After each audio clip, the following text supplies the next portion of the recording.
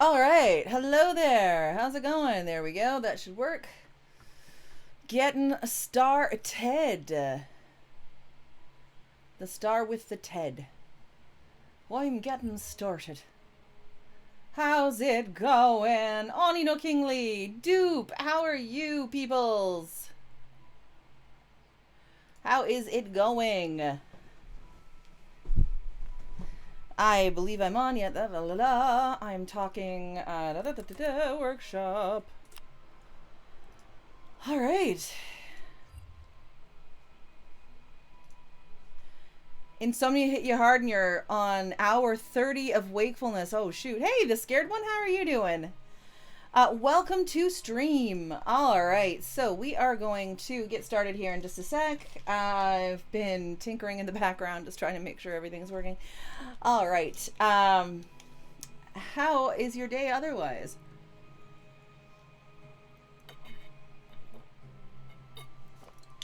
Okay.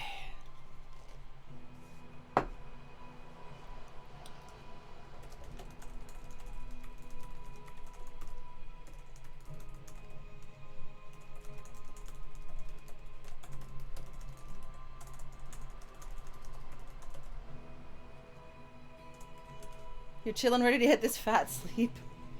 I hope you get to sleep. I hope you get to sleep. All right. We're going to get started here. Hi, my name is Sapha Brunel. I am the author of multiple books, editor of many. I work for a small press doing structural editing for science fiction, fantasy, poetry, and prose. I am also the author of the Mythpunk series, Judge of Mystics, the first book of which is on your screen right now. It is Charnash. It is coming out July 31st, so I would very much appreciate some love, whether that is by going on Goodreads and clicking want to read, whether it's about talking to your local librarian to see if they can bring the book in, or whether it's about pre-ordering either the paperback off of rateedmedia.ca or the digital edition off of the Amazon Kindle store. Any of those things help. All of that stuff really helps me get some buzz going, and if you are somebody who has a history of doing reviews, I'd love to talk to you. So, just for those of you who might need the link to the Goodreads, let me copy this link address. There we go. We have Char and Ash right here. Here we go. And for some reason, there we go. Paste onto the Goodreads. All right. And if you want to know more about the book, it's right there. Basically, I know a lot of you, especially my regulars, have been hearing me say the same description multiple times. I'm just really freaking excited about this book. So I'm like, oh,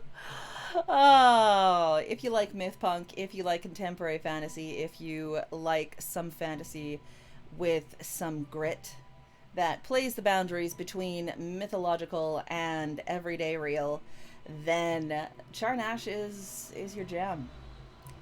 So shout out. You should be excited. Yeah.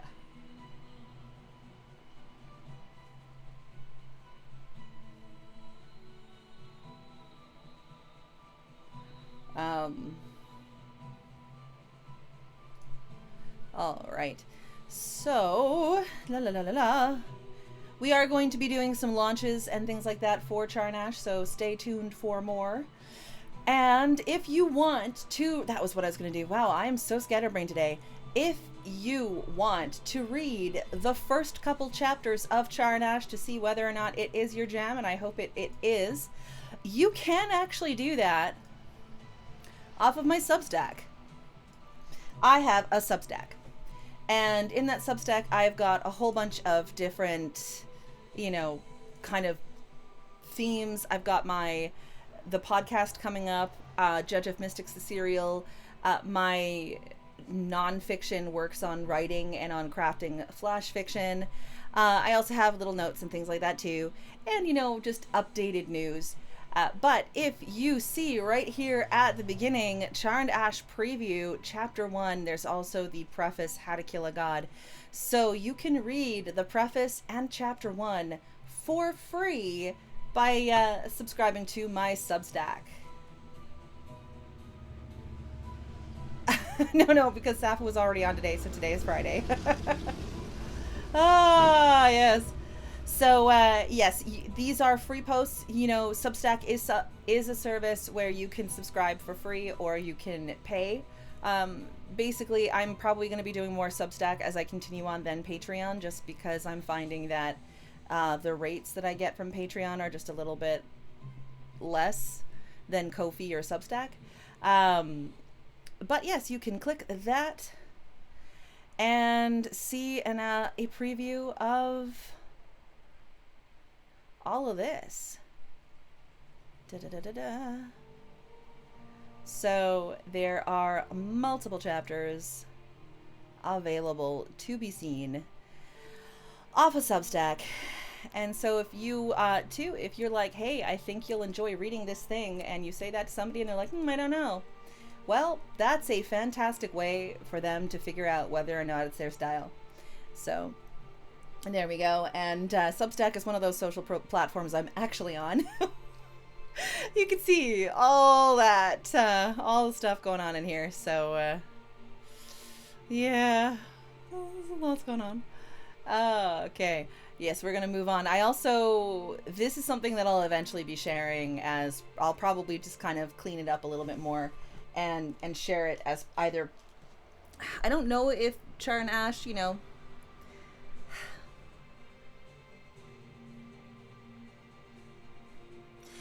I'm questioning whether to go back to doing like YouTube videos and things as well, little interviews and different things like that I could do myself, because, you know, I do have a history in film, and, you know, head and shoulders, 2 cameras, cut 1, cut 2, cut 1, cut 2 kind of interviews. I could do those in my sleep.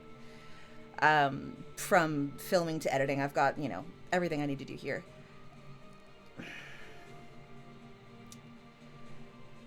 But I've also gained a lot of weight since the last time I was on camera, a lot more than just Twitch.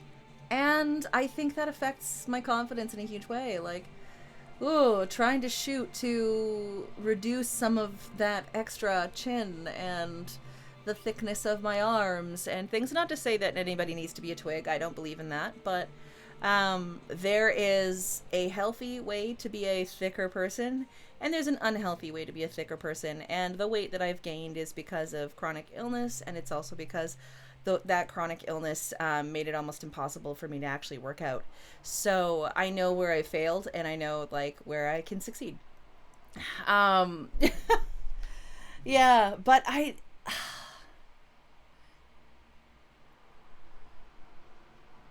would, skeptic. I would. I know confidence is hard, but I don't let that stop you from going for it. Yeah, and that's the strange thing. Like, I never used to be nervous or afraid or anything like that, and just, whoo, whoo. And I'm trying to, like, be professional and not overshare and just kind of, like, straight and narrow it. This is really intimidating. Whew. You effing worry too much. Okay. You know my pounds from the military. You good? Yeah, no kidding, right? Oh my goodness. But yeah, like we were talking earlier during Wadi, We Aren't Dead Yet, for those of you who may or may not know. I'm part of a podcast called We Aren't Dead Yet with Dazzlecat and Emily Armstrong, and we were actually talking about this in book launch stuff earlier today, and Skeptic was talking about, like, don't just do what every author is doing, but be basically, what I took from what you said, Skeptic, was be passionate, and it's okay to, you know, be intense. Like, don't try and be dry. Don't, you know, if I can do it. If you want someone looking over your shoulder for a script or two, let me know. I will. I'll take you up on that, especially getting her a little bit earlier to launch. Yeah, it's, I guess too, like the last book I officially launched for my own self, you know, there's been several launches in the small press since then, but the last book of mine that launched was Neon Lieben, And that was in 2021, in the middle of the worst shutdowns that we had here in my country. And so it was a very insulated and isolated experience where it was basically just me and my webcam holding a book to my chest. And now I have the freedom to do other things with it. And I'm like, breathe, bitch, breathe. Let's do this. Like, let's have some fun. Oh. No, you know what? Tell me when I'm telling lies. Oh my goodness. Okay, CM. Okay, CM Punk. You tell me when I'm telling lies. Oh, now there's somebody that can do an awful good amount of mic work. Whew, you don't know what he's going to say, but my gosh. For those of you who don't know, CM Punk, he's in AEW. And yes, I do watch AEW wrestling. I've been saying that line for years. Awesome. Well, I guess one of the things that he did was popularize some of it, but author's Twitter, there's a lot of positive stuff I've seen, people being like, oh wow, you're celebrating book, yay. There's also a lot of, hi, I'm random person. I'm gonna buy an indie book today. Quick, give me your recommendations. Show me all your books. And then you have like 200 people that reply to it, and it just gets lost to the ether. I think that there's a balance to kind of be played between having some professional boundaries for yourself and being vulnerable. And I think that comes into our work too, and it comes into our work in some sincere ways where sometimes our writing is for commercial production. It is meant to go out to the zeitgeist. It is meant to affect the world, or even just a small bit of the world. Other times our writing is for us. And knowing, kind of discerning which is one of the most powerful pieces, I think, personally, at least that's my personal idea, on, where to draw those boundaries for yourself and for your public image. Because, people can smell a fake. At the same time, no one's asking for, a 20-minute life story of why things make you nervous, unless it's a specific video that's talking about that kind of thing, and yada yada yada, insert reasons here. Yeah, Punk's promo was fiery. It really was. You tell me when I'm telling lies. Oh my gosh. I think I'm going to start today just out of self-preservation, I think. Because we've got Kingly and we've got Dupe up for looking. I do have one waitlist slot, depending on how long it takes for us to get through the two things that we've got.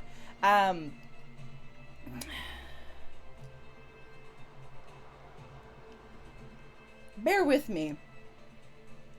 I'm doing a vibe check. Because I wrote this piece called The Coming of a Strange Beast that's about the release of Charnash. And I'm just kind of feeling like I'm wondering how this will actually hit an audience and whether this is sort of the way to go or whether I should start looking for just another angle, because so much about a book launch is an experiment, especially when this is the first of a series. It's always going to be a slightly intimidating thing. Even though I love the lights. I do, I always have. I mean, I was first performing when I was 3 years old in front of like hundreds of people. So like, I'm used to being in front of a camera with a microphone. You could probably hear that in my voice. But it's a little bit different when it's your personal mind that they're looking at.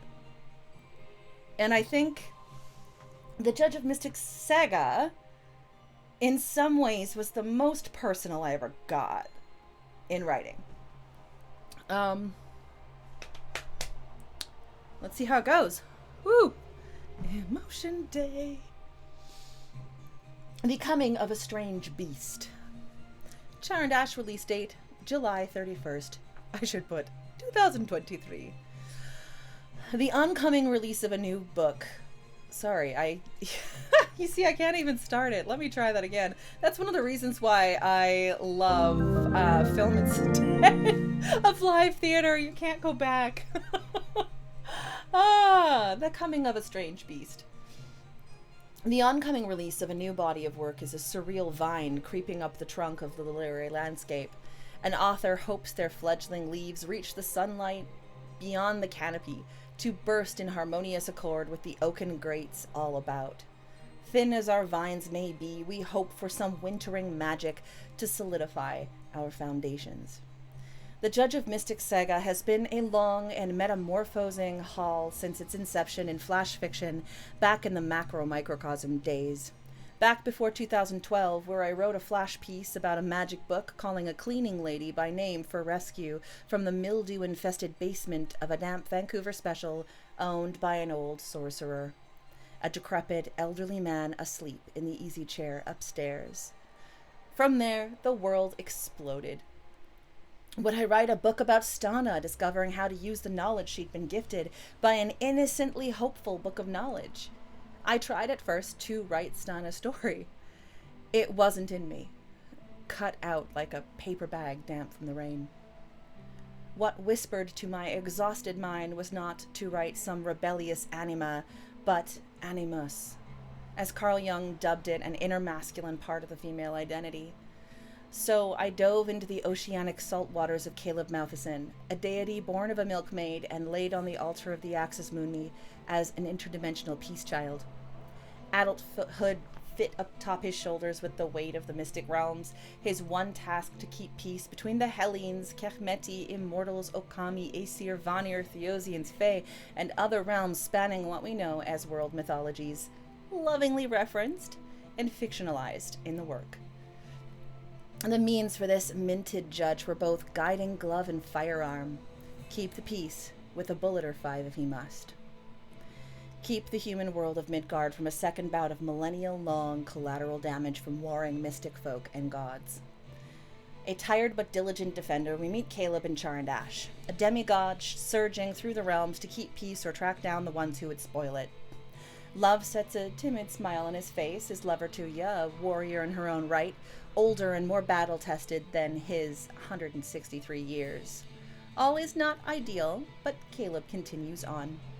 We see Ares, self-exiled Olympian, who bundled up his consort Aphrodite and their family and ran from Olympus to make Midgard their home.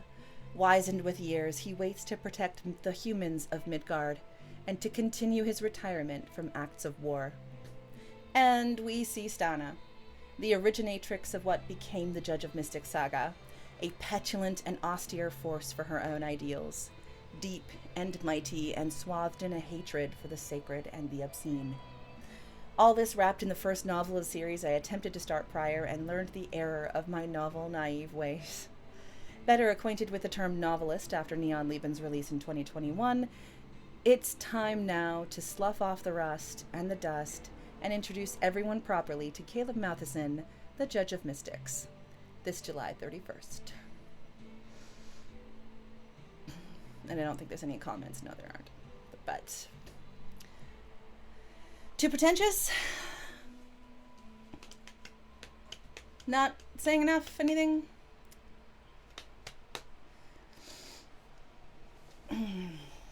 Too much about Caleb?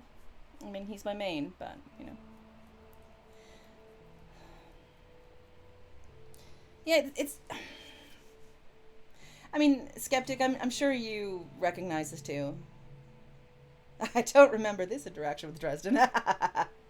Not enough pretentious. You know, there is an interesting switch in dynamic when you are both in front of and behind the camera, so to say. You know, in film you would say, you know, are you above or below the line? You know, as somebody who was, you know, in front of the camera and then behind it in film, but then also kind of the same way, I am both an editor. And I was an editor before I published a single thing of my own. You know, I was an editor for a few years. It's a different experience to go from helping somebody craft their book and get it out and then also crafting your own and putting it out. And I think that's kind of the vibe that I'm sort of, dazed by now. I've been in this kind of editing hole for so long. I'm shaking off, the rust from my own joints to try and be the performer again. Ah. You know what it is? I moved my computer slightly so that it would get more of the ceiling fan, because it is currently about 95 degrees Fahrenheit in my office. And I have a Mac, so if I don't find a way to keep it cool, then we're shit out of luck. So I had to move that, and this is my wall right here, so I'm like, if I move my chair this way, all of a sudden my microphone and everything like that is a meter away. Yeah.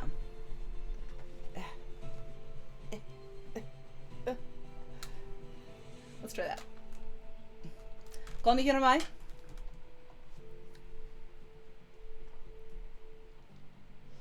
There we go. Am I still vocal? Are my levels still good? Check 2, check 3. Beautiful. All right. Okay. Anyway, I've got launch on the brain, and that was part of it. So thank you for giving me the time. If you would like, you can read that. You can click the like button and all that kind of thing on Substack. And again, there are 2 options with Substack. You can do free or paid. It doesn't, either way. I take that as a no. Oh no, I can move the good vibes only. I just, hold on. Where is that asset? Where did it go? Where is it? Ah, here it is. Hold on. Oh, now it's gone. Oh.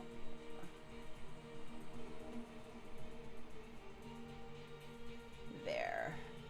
Hi, how's it going? How's it going? Welcome to see ya. Welcome to see you. Wow, that's a... There we go. Let's move this here. Better place? I believe that might be a better placement. Actually, let me just make sure that it's a little bit further away from the edge of that. There we go. Welcome to stream. Yeah, we are doing pretty good so far. I'm about to move on to critiquing other people's things instead of just talking about mine. There's only a couple more announcements left. One, you can still be part of the pre-sale of the pre-launch, and that is, of course, available off the website and in the Discord server. You can see it there. And then there's one more thing. 100 hours of writing. 100 Hours of Writing is a streaming event where writers get together and do a raid train for, I think this time is going to be about 50 hours. I believe that's what's happening here in July.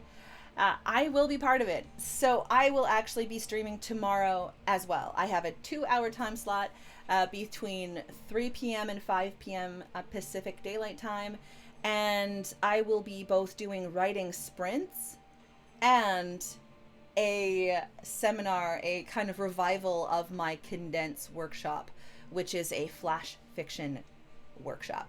So if you want to join me tomorrow, Friday, at 3 p.m. Pacific Daylight Time, I will be here. We'll go through a workshop with tons of sprints and things like that to craft some flash fiction from original idea to edit and have some fun. And the 100 Hours of Writing people, they're just so wonderful and so warm. And so I love that I'm able to actually be part of this one this time. And yeah, more information is at ohow.net. Tomorrow on stream. Yes, tomorrow on stream, I am doing my Condense workshop live. So if you missed the Condense workshop that I did for Writer's Conduit a year ago, then now's your chance. So we're going to do it again. We are going to go over it. We're going to do it again. We are going to have some fun and play around with some really cool words and some short fiction ideas. There is actually a YouTube video already on my YouTube channel about the last condense that we did. And so I will record this and put it on YouTube as well on Friday. So, although I'll probably take out the sprints. I don't think people on YouTube need to be sitting there while we're like,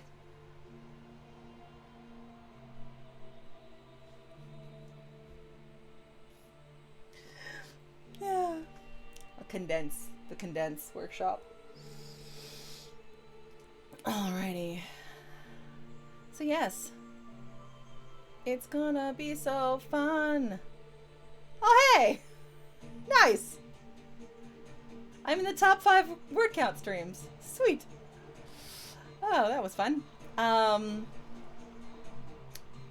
Didn't realize that. Oh, you learn something new every day. All right, let's get to it. Dupe Dudes, you are up next. I believe that is almost everything. I do have one more now that I'm thinking about it.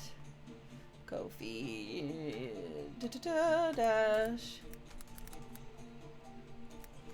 There we go. Ta-da! So our wonderful Night Skeptic, who is a presence here on our streams and a presence around the writing community online and on Twitch, has started a Ko-fi. And they are a 15-year veteran of crisis reputation management and recently content editor for 3 of the 4 big publishers. And he now works in editing and social media. Are you looking to establish yourself credibly, launch a new social media account, or are you a writer, fiction or nonfiction, and need an extra set of eyes? Let's talk. So I'm not aware of a rate sheet on here yet. But that is something to discuss with Bertrand, our wonderful skeptic, Skeptic Arthrinda, and I believe you will get an honest glance at your content. And yeah, so this should be available to look at on the Discord server as well, and so it should be in the partners channel. It should be there. Yes, let us support each other, because supporting each other is how we all win. Because I like to say this, and then I'll move on, and this is something that came up in some professional settings, where certain people in the writing sphere were basically attacking other people's prose. And honestly, dude, there's room for everybody at the table. Obviously, one would think that if you want, to put your work on that table, that you're going to do the best job you can, edit, take a good look at it, take a sincere and serious look, get those critiques, get that editing, kind of craft it the way that you can. Obviously you're going to put forward the best thing that you can produce. But there's room for everybody at the table. And I think if we spend more of our energy as a writing, sort of organism on encouraging each other and finding ways to be like, hey, this is your book coming up. I'm really excited for it. I'm going to talk to my library. I'm going to do this. I'm going to do that. Well, I can't wait to read it. If we spend more time doing that kind of thing as a community and building each other up, and holding each other to, oh, hey, dude, before you press send on that, hold on here, let's take a look. How's it going? Obviously not unsolicited, but solicited. Solicited critique, I should say. Oh, it's been a long day already. That can only help all of us. And I think, especially those of us in the indie market, you can add yourself, the scared one. Feel free to take one of the slots that is a waiting list slot. We will get to it today, most likely. It's a waiting list because it's a shorter stream. It's only 4 hours today. For the last 2 minutes, I have no idea what's happening. Ad breaks, man. Oh my goodness, did I miss an ad break? I'm sorry, I normally put on words on stream. Yeah, guess I should have my dashboard open so that I can actually see when ad breaks are going to happen. I apologize. Woo. Okay, there we go. Basically what I was saying, Skeptic, is that we need to come together as a community and help each other grow and spend less time potentially lambasting other people's stuff. That was the gist. Not saying that I've seen a lot of negativity lately, but I think it is part of our craft. I think a lot of authors can knee-jerk every once in a while too. Oh my gosh, this person's writing the same kind of thing as me. How do I make mine look better, you know? Well, work at it, do what you do, find your voice, and then let the work speak for itself. You know, do your best, and then go from there. And also recognize, like we were talking about in the We Aren't Dead Yet stream today, when you go to release something, you like, when you go to make something for a commercial project, you should be keeping a tally on how many hours you're spending, how much money you're spending, how much certain things are going to cost. You should have that budget there so you can reference back to it. And then eventually you have to look at that seriously and sincerely and go, am I going to make the money back? Is it worth it? If I spend this extra amount of dollars, if I spend this extra amount of sweat equity or hours, is it worth it? Is it going to net me, is it going to net me more? Or am I just spinning my tires? And sometimes it's hard to take that hit to your pride and be like, okay, yeah, so I've got to stop doing this thing and instead refocus elsewhere. But dude, you got to have that in your head if you're trying to make a go of this. Like, and sometimes that's going to mean that your product is not going to look necessarily as polished as somebody who has a larger budget. That's how it is.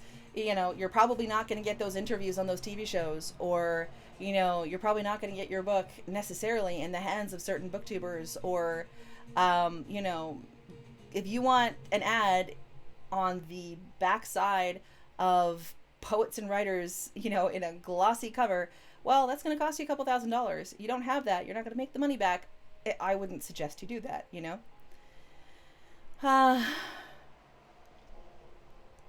And you're welcome. Okay. The scared one. And so Night Skeptic says, and I want people to know I'm not doing your social media for you. I'm teaching you. You don't have to worry if you're getting the right sources. I cut through the nonsense. Less time studying algorithm trends is more time posting, more time writing. Yeah. And finding that rhythm and then having somebody help you pivot once in a while to ensure that you remain relevant. Because I mean, hey, I remember social media, 15 years ago.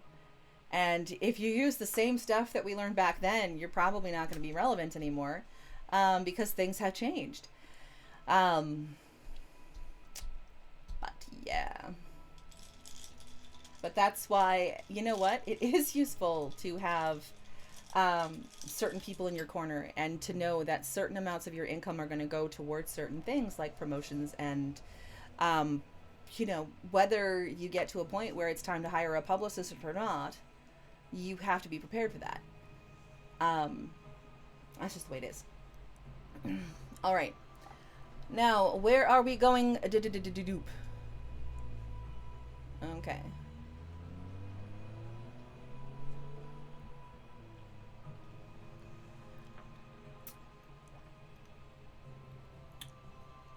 Hydration. Do. Okay. You don't know what to do about how chapter 8 starts. Okay, let's take a look.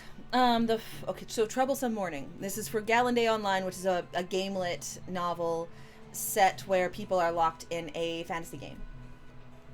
Oh my goodness, yes. Night Skeptic. Having 1,000 active engagements on TT or IG is better than 10,000 on Twitter.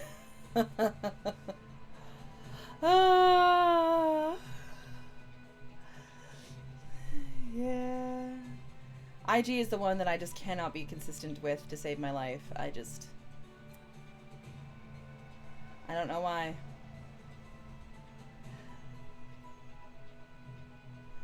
Oh, all right.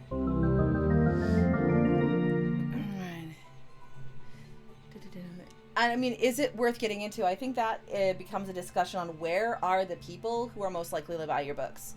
You know, when you're looking at social media, too, and I mean, Night Skeptic can absolutely correct me if I'm wrong, but you'd want to look at, you know, again, when you're looking at promotions and marketing of your own material, you have to know who you're marketing it to.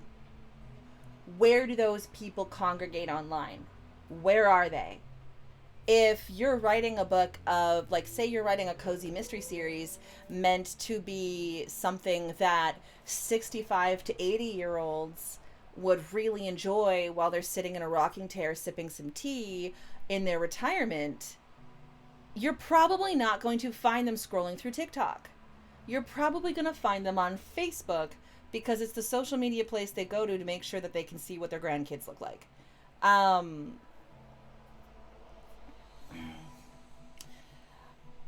You know, if you are writing something like Gamelit and your main audience are going to be teenagers and above, you know, teenagers to people in, you know, their mid to late 30s,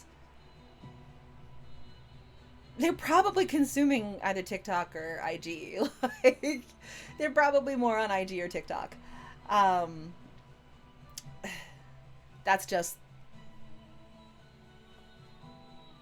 where are they? Take a look. Where are your people? Know who your people are and know where they are. And I know a lot of people clap back on that saying, oh, hey, but that means, like, but my book is for more than just those people. My book is for this kind of person. My book, anybody could enjoy my book. What do you think, Skeptic? I'm interested in seeing this here. What do you think of an author who comes to you and says, hey, but anybody can enjoy my book?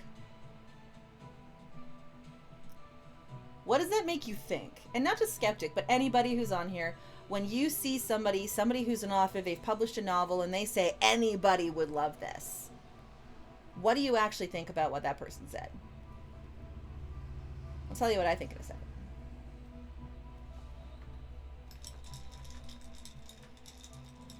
Lay it on me. The not nice version. Yeah. Who do you want to enjoy your book? Vimenti, that's, yeah. Mente, probably. I'm sorry. If I pronounced that wrong, I apologize.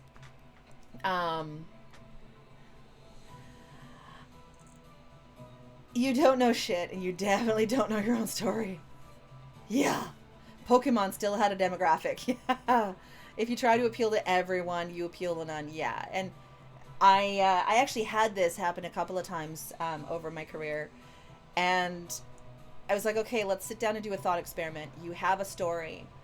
You're crafting the story in your mind. In front of you, at a round table, is a 30-year-old stressed out soccer mom who's not wearing anything but yoga pants and a floppy sweater with her hair up in a bun in 6 months and hasn't spent time, like personal time with her spouse in 7. You've got a 12-year-old boy, a 65-year-old former cop who went onto the hard beats. You have a heavy metal rocker who's like, Norse death metal, I'm there. And you have a dude who spent 40 years playing nothing but a certain kind of video game. What story is going to appeal to them all? 12-year-old has no agenda or backstory. Yeah. And someone who doesn't know their target audience. What story is going to appeal to them all? Like, clearly none. No story is going to appeal to all of them. Not even Winnie the Pooh appeals to all people. Okay? You know, A Christmas Carol does not appeal to everybody. You know, think of all those stories that are like, oh, but this is such a formative part of my childhood. That's great, but it's not going to appeal to everybody. I still, yeah, the 12-year-old just has no backstory whatsoever. They're just 12. 12-year-old boy. Just boom, there you go. Like sports. Sporty 12-year-old. What I would say to someone who doesn't know their target audience is, yes, Beeman Tay is like, I work in marketing and literally everything has a target demographic. Whoop, whoop. We've had to find someone that hates Megamind. Oh, I couldn't stand that movie. How do you not know your audience, though? It's easy. Especially, you know, when you have certain people that write for themselves or certain people that are trying to complicate their narratives by including so many different paths from so many different genres in such a way that they're subverting half of their own book. This actually does happen quite a bit. Like, they often do not know their genre. Well, I don't want to put my novel there. It doesn't belong here, and it doesn't belong there, and it doesn't belong there, and it doesn't belong there. Where does my novel belong? The first thing you need to do is take a look at your book. Write a synopsis if you have to. Write a list of symbols. Write a list of characters. What are the demographics of your characters? What is the demographics of your main? What happens in your story? How intense is it? Find the comps. Hey, Facebird McSweeney, nice to see you. How you doing? Welcome to chat. What happens in your story? How intense is it?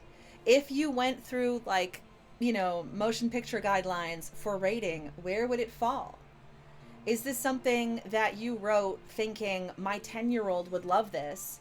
Or is this something you wrote for yourself? And then who are you? What are your interests? What do you like? And then you could start thinking of things like, if this novel had musical inspiration, what would that inspiration be? Music is rife with genres and subgenres. It's a great place to look. So you take all of these different spots, and it's almost like you're doing little diagrams, you know, you're doing the Venn diagrams and seeing kind of where you land. And then as you start thinking of that, you start thinking, not who's the only kind of person who will buy my book, but who is the most likely person to buy my book? Who is the most likely person to enjoy this? Okay, let's break it down. Let's break down, you know what, just because it's here, let's break down Char and Ash. Okay, what is Char and Ash? First things first, do I think it's suitable for children? No. Bam! Everyone under the age of 18, boom, gone. Not gonna think about them, not gonna go there. Is it possible that an older teenager would grab this and like it? I'm sure, but I'm not gonna, I'm not gonna market it to people under the age of 18 because that's not what I've done it for. The way I explain it for myself is my main character, Caleb Matheson, is 163 years old and he presents like a middle-aged man. He's got middle-aged man problems. You know, almost like youth going into middle age. You know, he's got the problems of a 35-year-old going to their 40s. Well, what 14-year-old is going to identify with some guy that has the same problems as their dad or their uncle? Okay, so I'm marketing this to people over the age of 18. Not that I think that no 17-year-old could enjoy it, but just that's who I'm marketing it to. Okay. It takes place in Midgard, which is an alternate version of our reality, connected to a whole bunch of different dimensions, all of which have their own mythological pantheon. So I've got tons of different mythological figures from across different cultures converging in one place. And this narrative, the Judge of Mystics saga, is concentrating mostly on Hellene and Norse myth, because those are the ones that I have genetic connections to and personal connections to in a huge way. There are other myths and mythologies represented, but for me, like when we get to the Okami, like when we get to myths that are more Shinto based, I have plans to pair with somebody of Japanese descent, and I already know the author because we've been talking about it for a while, and we're going to write something together. And that's how I'm going to approach kind of, making sure that there's no serious appropriation and things like that. But so this is for adults. This is an adventure. Within the first couple of sentences, there's mystic realms, Tenuous peace after centuries of war. Okay, so there's tension here. We've got a demigod. If you don't like fantasy, you're not going to like something with the demigod in it. Both peacemaker and executioner. Okay, so death is on the line. And then when Caleb is called to the charred remains of a scorched sacred grove outside Dover, rumors reignite tensions. So again, this is for somebody that is okay with talk of war. There is mention of kind of action-oriented, kind of fun violence. Fantasy figures, mythological figures. I am going into the almost, what's called the myth punk subgenre. And some people are starting to posit about a god punk genre, a la American Gods, Neil Gaiman, that kind of thing. It's not a very big genre or anything like that. It's just kind of this subset of cyberpunk at the moment. But I'm going to be looking for people that like action. They're okay with slightly darker themes. They are all right reading a novel where death is on the line. And they are probably in their 20s and above. Fantasy fans, they've probably liked shows like Supernatural. What was that Demon Girl one with the succubus? Gosh, I can't remember the show now. It was off the tip of my tongue. They probably liked American Gods. They probably liked The Sandman. They're probably people who listen to some form of rock or heavy metal. It wasn't Charmed. There was one about a succubus. Something girl. Oh my goodness. Girl. It's not Little Demon. Although that's actually not a bad one. Was it just called Demon Girl? Oh my goodness. It's not... I'll find it later. Anyway, that's beside the point. Demon Girl's an anime. Well, there was a movie from China that was called Demon Girl. That's actually not bad. I'm not going into horror, but I'm going into some people that have some battle, that are willing to see some battle damage being done. So I'm likely going to find people who are part of certain gamer communities that would enjoy Char and Ash. Okay, now I have some ideas. People who like emotion, people who like character development, people who like action, people who are okay with fantasy figures and mythological figures appearing into a book, that are in their adult years, who probably listen to some pretty kickin' music and, enjoy gaming and things like that. If you liked God of War, you'll like this, and it's that kind of thing. If you liked this, you might like that. And so you're playing that in your head. Okay, really seriously think about your own work. Take a look at it and go, okay, if I liked this, what else do I like? What else would somebody who enjoys Char and Ash like? Well, if they've played like Assassin's Creed, if they've played Assassin's Creed, either, Odyssey or Valhalla, or even Origins and things like that, then there's that same level of emotional intensity in a lot of the main plot lines that you'll see in Char and Ash. If they've played God of War, well, they've gone through a story like that. If they found the story captivating and they like the emotional story arcs, they're going to like Char and Ash.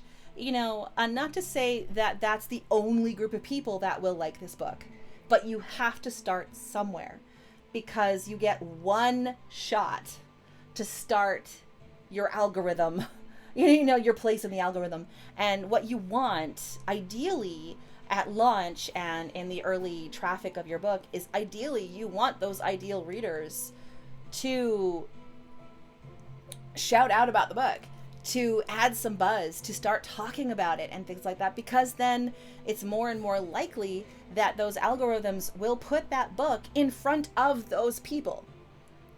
Doesn't mean other people are not going to enjoy it, but you're looking at the most likely person. And I mean, again, there's people in here that are themselves marketing geniuses. I'll say it. Correct me if I'm wrong. Please do. Please call me on it if I'm not saying this correctly. This is to my understanding. You know, I am not the be-all end-all. I do things wrong as much as I do things right at times. Just like in editing, how if I say something that helps you, great. If I say something you're like, you know what, that part doesn't jive for me, but I will take this part, great. No one person knows it all, but in my opinion, it has been something that I've experienced, that you need to target one specific audience first to start kind of getting it into their hands, and then you can build from there. Especially if you have limited resources and you don't have like a team of 6 people to help you make it happen. If you've got, a team of people that are helping make it happen, then hey, you've got a lot more hands to do a lot more things. Not a lot of us have a gigantic budget like that. We're not all Margaret Atwood. We're not. All she has to do is walk into a room and people are buying her book.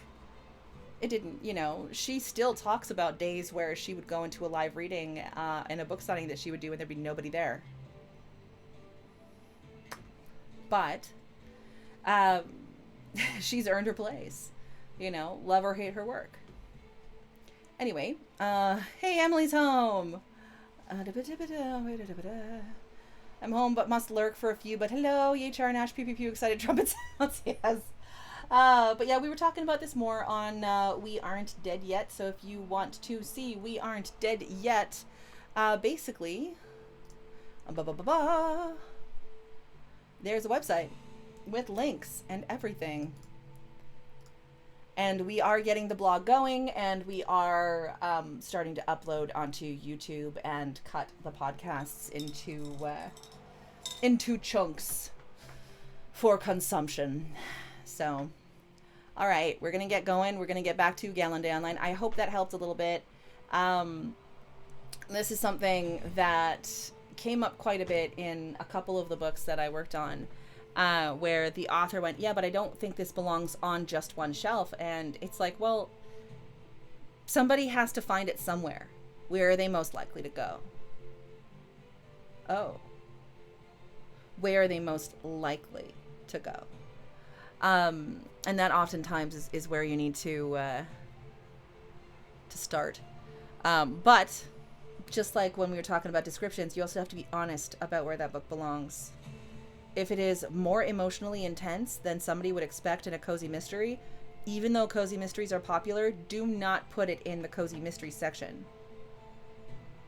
If it is, like I've had experience with, a narrative that is described as compassionate and life-fulfilling women's lit, and instead it's 300 pages of war narrative going into gory detail about civilians being traumatized, it is not something to be marketed as life-affirming women's lit. It doesn't matter if the 2 main characters are women. That has an emotional intensity to it that's,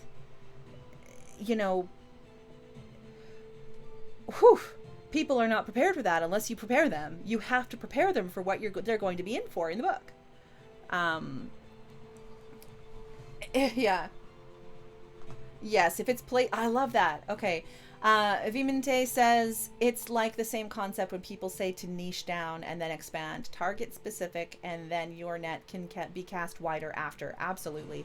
There's a reason I call the Judge of Mystics series myth punk, even though myth punk is a tiny, tiny little subgenre that hasn't really gotten a whole lot of love yet. But I subvert expectations all the time.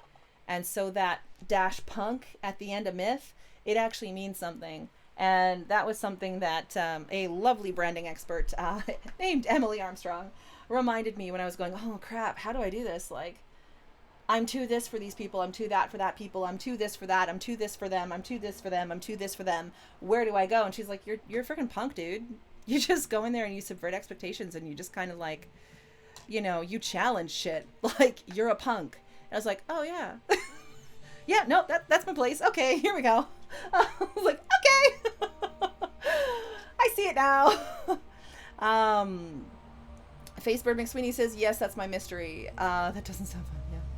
And Anastasia puts her book in the trash. It's not to go in the trash, Angst. It's to go on the right shelf, even if that shelf is small. If it's placed in the wrong shelf, then it's just going to end up in the back of the shelf.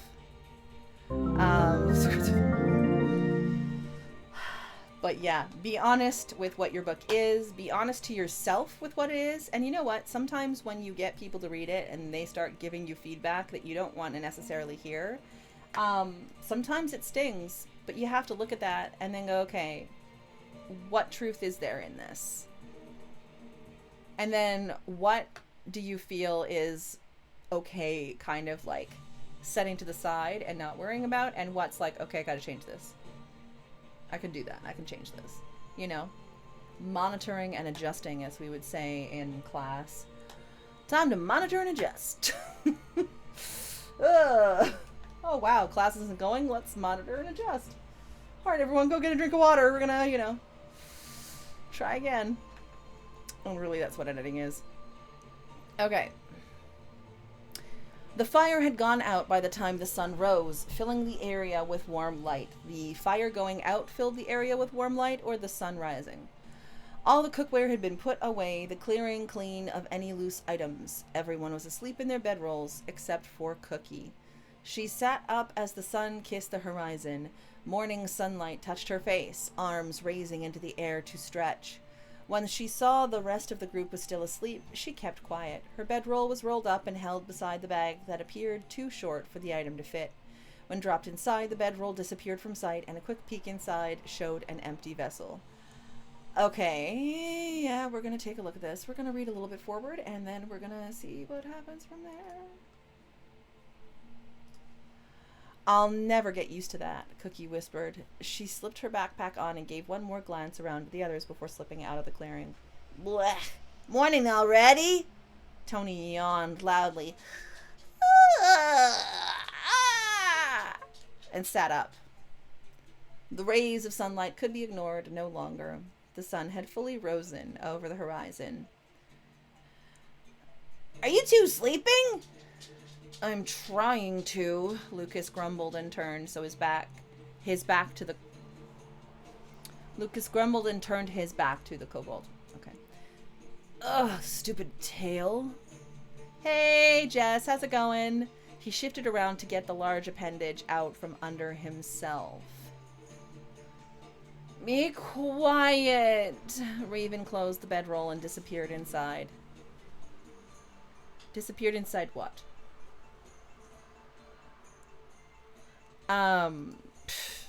Tony waved them off, then rolled out of his bed and stood up. Wait! He glanced around. Where's Cookie? Did she ditch us? What? Raven sprang up with half-lidded eyes that scanned the clearing. Cookie? But she wouldn't. Huh? Lucas sat up. When did she leave? And the sleeping girl, yeah.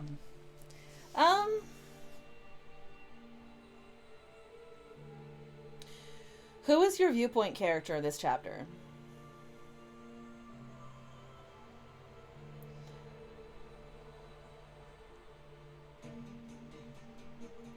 Lucas. So, was he lying there watching Cookie as she got up and did her thing? Or is he just waking up and seeing that she's gone? Yeah, I think since Lucas is your viewpoint character, then I would start it with Lucas grumbling awake to Tony being like, you guys asleep? Oh, yeah? Also, here's another question I have for you, Dupe. How does sleep work in Gallon Day Online? They are in an artificial environment. How does their brain function within the sleep mechanic in Gallon Day Online? I know that they don't have certain bodily functions, so how do they sleep? This seems like very individual and human reactions, which would be incredibly difficult, I would assume, to replicate in a game. Hey, welcome back, Em. How's it going? Oh, heave. I need to, like, stand up and stretch when the next commercial break happens. Oh, I've been sitting down too long today. Like, what's the world build here? What's the science? Because,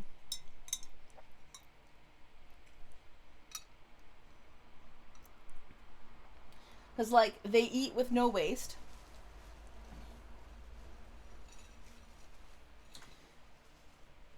So let's play with this here for a second. I just want to see where you're at. Oh my goodness. All the ice melted from my drink and there's just like condensation everywhere. So how does the game keep them connected if they're going into a different brain function?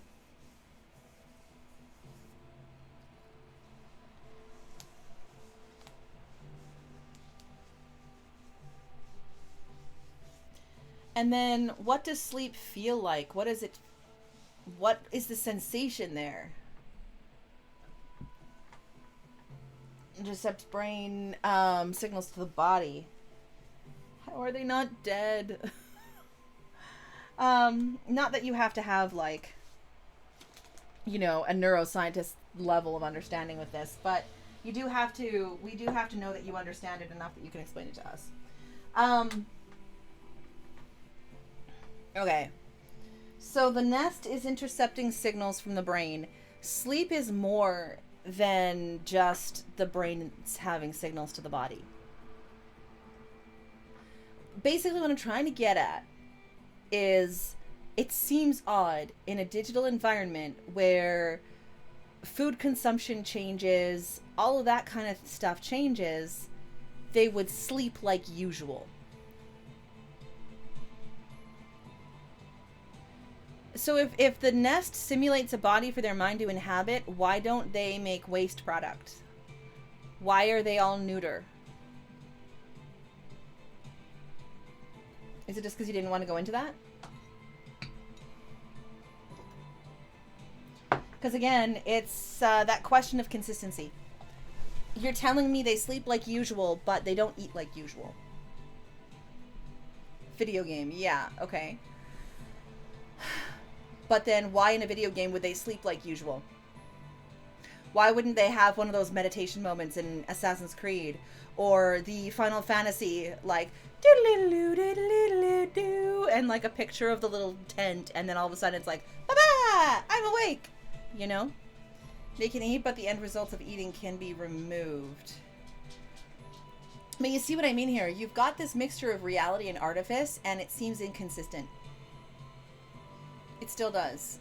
And they're just enough inconsistencies that it's hitting the uncanny valley in my mind.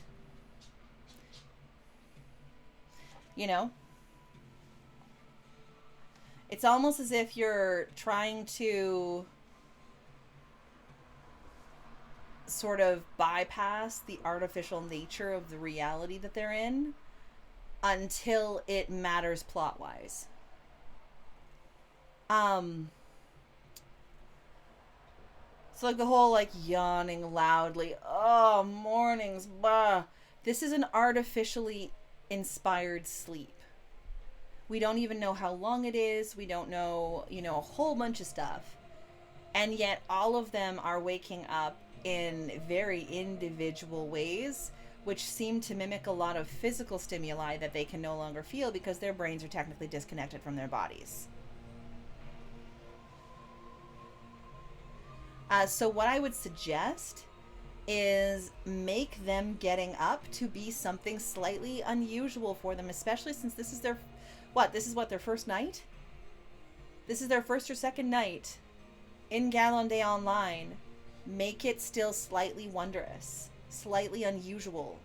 Like, did we log out yet? You know, and for Tony, we out yet? Oh man, this is in my bedroom. You're like, come on, I'm still a little freaking lizard dude. Yeah, why do I feel like I just closed my eyes? Like, this is still so new for these characters. I want to feel the newness of it. I want to feel how this sleep is different than when they close their eyes at home. And I think if you connect us with that sort of, again, I'm going to call it uncanny valley, because that sense of like, oh yeah, no, this is fine. All of a sudden, boom, oh! And then you start kind of crawling back up again, you know, when artifice gets a little too close for comfort. And then, usually the solution to artifice being a little too close for comfort, aka the Sonic syndrome, is to add in a little bit more whimsy and a little bit more artifice to balance out that too close reality. Bro, simulated sleep would piss me off to no end. And they're all waking up at the same time. Is there some form of alarm clock? Is it some form of timer? That it's like, okay, the party's going to sleep now, and it's like that tent in the early days of Final Fantasy, and it's that like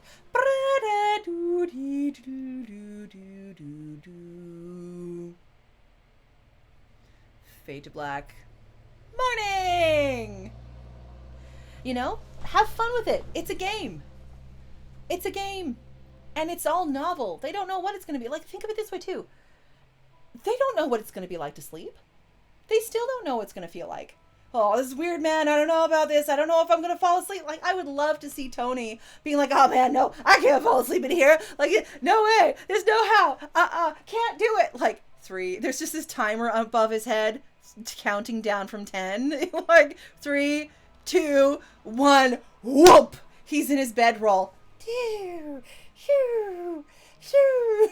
You know? Like, the goddamn Sonic counter.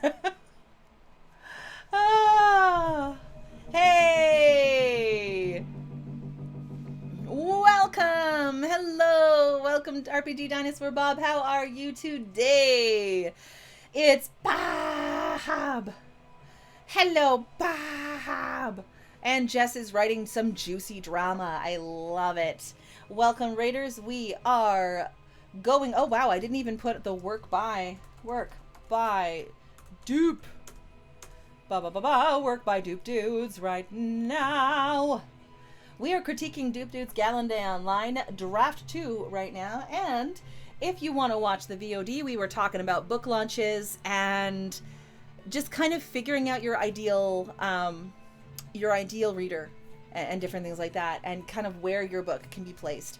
So if you're interested in that, the VOD will be available. And if you're interested in that VOD being available for more than a few weeks, let me know and I'll put it on YouTube. All right. Dinner back in. Sorry about the raid and run. Enjoy, Bob. Have a good dinner. All right. But yes, bring us into that sense of whimsy and artifice. Because as real as you get with the emotions of the characters, I still want those little nods to the fact that this is a game. Yeah, you missed a really juicy convo. I hope I did justice to talking about marketing. Again, as I said, I am not an expert. I'm just somebody who does it because I've had to pick myself off my ass and learn like any author has to do. If you want to be a commercially published author, you need to know some things. You need to know how to market your own shit. Because no one's going to do it for you forever, even if you're published by one of the big guys. So, yeah, all my stuff is things that I've learned from others. So please do correct me, marketing geniuses, when I say something you're like, actually, no. Oh, all right. Da-da-da-da. So let's start this opening a little differently. I think you should rewrite this opening. Just to kind of bring in that sense of artifice and to focus it on Lucas. You know, whether it is a moment where Lucas kind of half wakes up, or if Lucas is like dream aware that Cookie is walking away, almost like a Cookie left the party, but she didn't leave the party, but like Cookie wandered far enough away from the safety zone of how many party members should be close together, if there is such a thing, you know? Like usually there's an area of, you know, this character will follow you within a certain amount of space. You know, maybe it's something like that. Okay. I like how he's still getting used to his tail. That one I like from Lucas. No, where's Cookie? What? Cookie? But she wouldn't, huh? Lucas set up. When did she leave? Tony meandered around their campsite. Beats me, but she took her things with her. That's not like her. Raven slowly stood up. We've been together since the beginning of the game. If she said that previous, why are we hearing it now? Yeah, I can imagine that being comedic when shit goes down and someone leaves the party, right? Maybe she went on a walk or something. Lucas flumped down into his bedroll. I guess she might have. Raven took one last look of the area and sat down. I don't think I would go for a walk in a forest that has unknown animals and monsters in it. Tony casually paced the edges of the clearing. Oh no, you don't think she got in trouble, do you? Raven looked at the kobold, then the prone draconian. We didn't run into anything last night. Lucas turned over with a groan. Ugh, I guess I'm not going back to sleep. Not that he felt tired anymore. It had disappeared unnaturally fast. Anyone else feel hungry already? Yep, and thirsty. Tony moved back to his bedroll where his backpack sat. I need to refill my water skin. It's nearly... Ah! A shriek came from nearby and caused everyone to jump.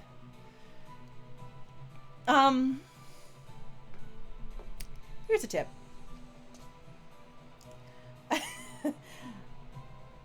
Sounds like gah, ah, ee, wow, law, zip, zowie. Like, they can work in comic books. Sometimes they can work in novels. Oftentimes, I've actually heard audiobooks where the narrator sees something like this and would probably make their delivery, ah, a shriek came from nearby, caused everyone to jump. What was? Tony dropped his backpack. You know,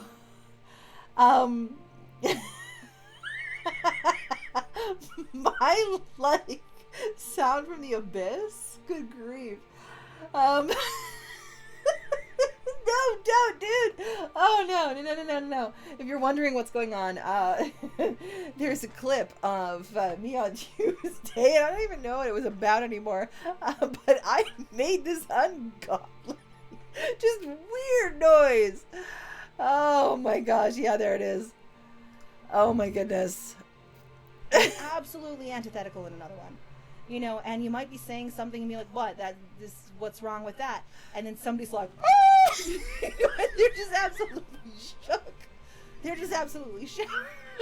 I can't believe I made that noise. Like, what the frick was that sound? Okay. I can do this. I'm not going to. I can be a professional.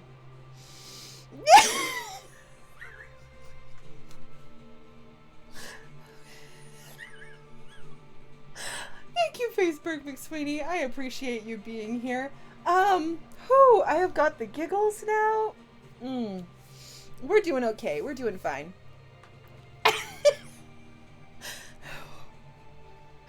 Yeah, I know. Emily's like, you tried for so long to recover. Don't do this to yourself again. I mean, we've all had, like, those of us who've been performers have all had those moments, like, especially in film, where something just strikes you funny and you're trying to, like, go back to ones so you can, like, go back and try the scene again. And,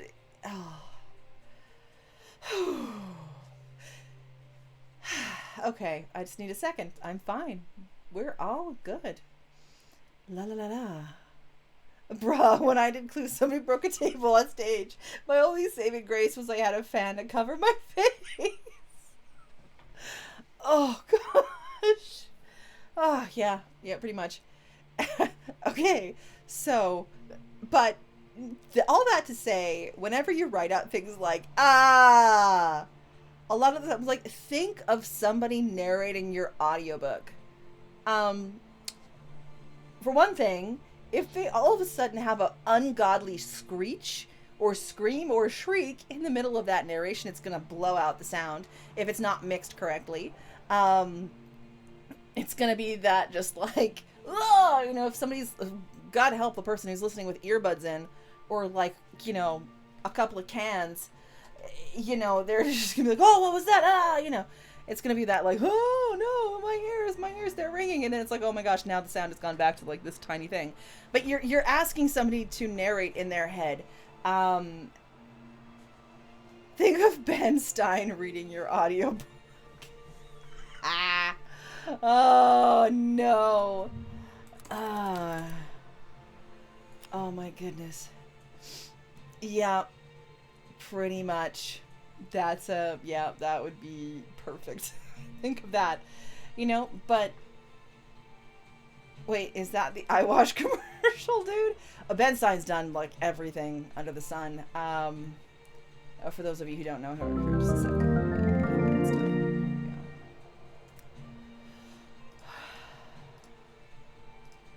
Ben Stein, this dude. Clarissa writes, thank you so much for the follow. Welcome aboard and welcome to the beautiful machines. I hope you're having a good day. Let us know what you are writing right now. And yeah, Kingly, you rocked it. You got it right. But yeah, so it's a little bit difficult when, as authors, a lot of us have the voices of the characters in our heads, but it's kind of similar to the way that we also oftentimes have the image of the character in our heads. Not all the time. Not all authors know exactly what every single character looks like. But a lot of us do. A lot of us have that idea in our heads of, oh no, it's a little bit more like this, like his face is a little bit more like that, or like the other thing, and you can kind of gauge it. Sound is similar to that. It is utterly subjective. So that's why I tend to get rid of a lot of ooh, oh, ooh sounds written out in a book, because one person's, it's going to be another person's, it's going to be another person's, it's, you never know.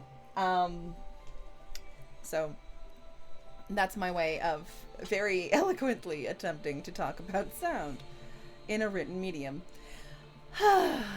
What was, Tony dropped his backpack. Get away, you nasty critter! The woman's voice cried out again, louder than before. Clarissa explains it all. The group remained silent as footsteps grew louder. I hit it with my sword a bunch, but I couldn't just squash it. Cookie ran into the clearing, sword and shield in hand, and a giant's in hand. I know what you mean here. Here's a question for you. Dupe, have you ever run with a sword and a shield?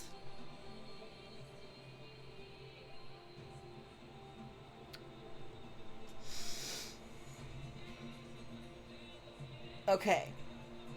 Take a broomstick and a trash can lid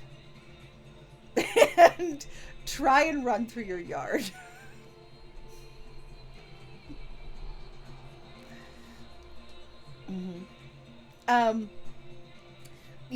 If you're going to be writing certain action scenes and things like that too, it's a good idea to, even if it's like a wooden spoon, or do I have to record it too? No, you do not. He works at Five Below. I'm sure they have swords and shields. You could do that too. But if you don't want to go out and purchase something bespoke for the experiment, whether it is a wooden spoon and a paper plate or whatever it is, if you're going to have somebody in your book use some form of implement or prop, play around with something vaguely that size and weight. How do you move? How does it feel on your belt? Like, that can help you, Foam swords, yes. Running away, but doesn't drop it. Does the shield, like, if she dropped her shield, which is likely, not the sword, but the shield, it takes a fair bit of, kind of gumption and training to hold that, because, this is a fictional world, but, shields are heavy. Not the molded plastic ones that come with a shield and a helmet. Oh my gosh, I used to love those ones as a kid. Oh my goodness. But, what happens if she drops her weapon? Does it magically poop? Does it magically pop? Nope, I've lost it. Does it magically pop? Okay, well, this is perfect because there's an ad break starting, so I'll be right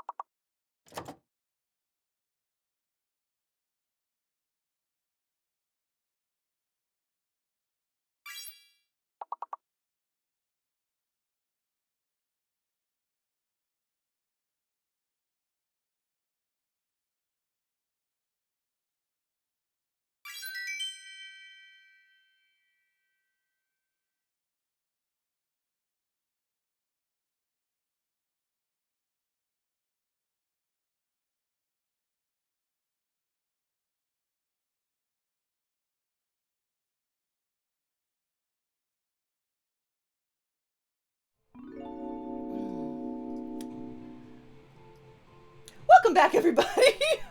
Oh, just all I'll say about what just happened is don't try and say poof and boop at the same time. How we doing?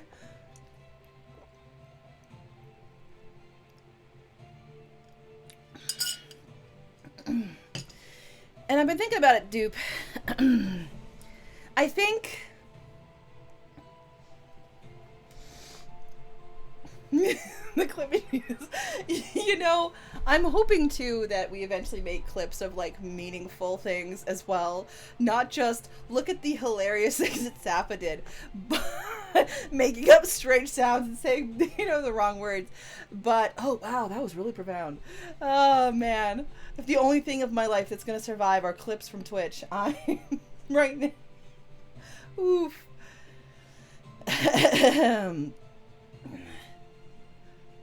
Oh, okay, so, Kingly, see you in a few. We don't have that much to go on this. I'm only good at capturing funny. Say that's fine, dupe. That's, I love what you do. I was thinking about this, dupe. I think one of the things that's bothering me about Galande is that you're not, like, about the only stuff you telegraph as this is how the game, like, the game makes them function differently than if they were in real life, is combat where they constantly repeat themselves, or, you know, Lucas just, you know, the fish waste kind of going boop and disappearing. I want a little bit more telegraphing that this is a game. Not being said, oh, look at this game-like behavior, beep, bop, boop, boop, boop. But, you know, the way that they wake up. The way that the sword and shield, maybe like if the shield, if Cookie runs too fast and too far away from her shield that she dropped, it magically poofs onto her arm again or into her backpack, and she's like, she keeps having to like go and get it out, you know. Yeah, they poof and return to her inventory. Then we should be seeing her running, you know, drop the sword and shield or whatever, or like drop the, well, I mean, she would probably drop the pointy thing too, but you know, anyway, drop her weaponry, and then for it to basically like pixelize and go and like go back into her backpack, and they're like, holy crap, and she's having to like, oh, where's my stuff, you know. Cookie, what? They're in your pack. What? I didn't put them in there. Yeah, but the game put them in there. Oh my gosh, give me my backpack, give me my backpack. Like show us that moment. And then that'll connect us more to the game part of this. All right. Let's keep going. Cookie ran into the clearing, and a giant spider nearly as big as yesterday's rats followed her. Lucas and Raven sprung to their feet, and Tony backpedaled. Okay, that's a functional sentence. Wow, I'm sorry. That was potentially very No, that is a functional sentence. Lucas and...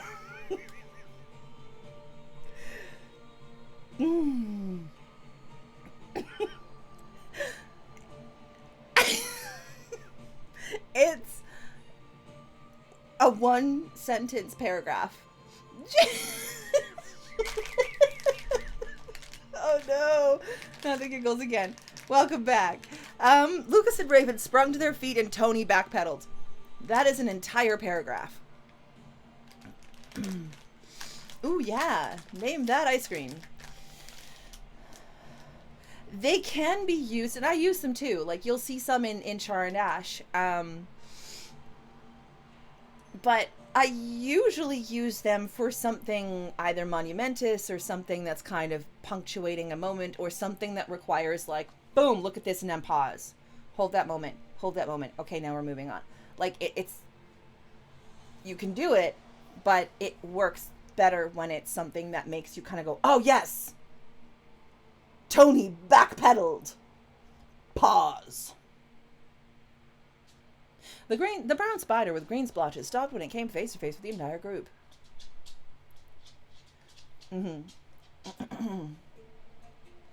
Yeah. So again, love one sentence paragraphs once in a while, but usually when it's something that I want the reader to really stop and like boom.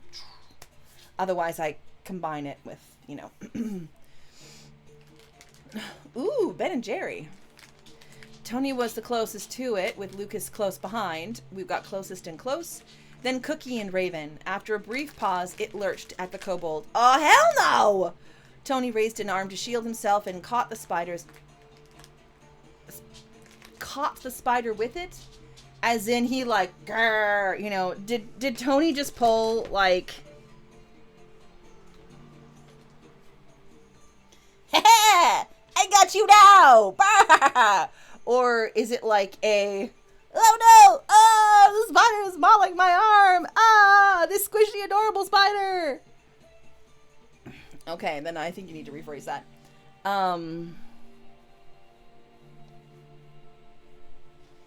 Alright.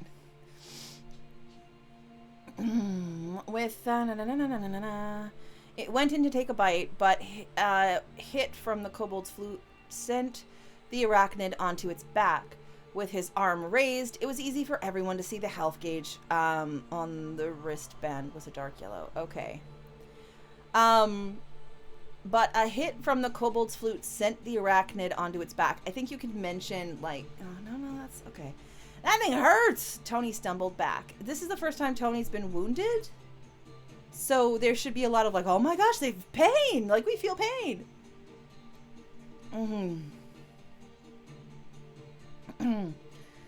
Mend! Raven aimed her wand at Tony. A spark of green magic shot from the end and flew over to hit the kobold. And flew over, I think would be fine. Oh no, because that ends it on an over, and that's not the best thing either.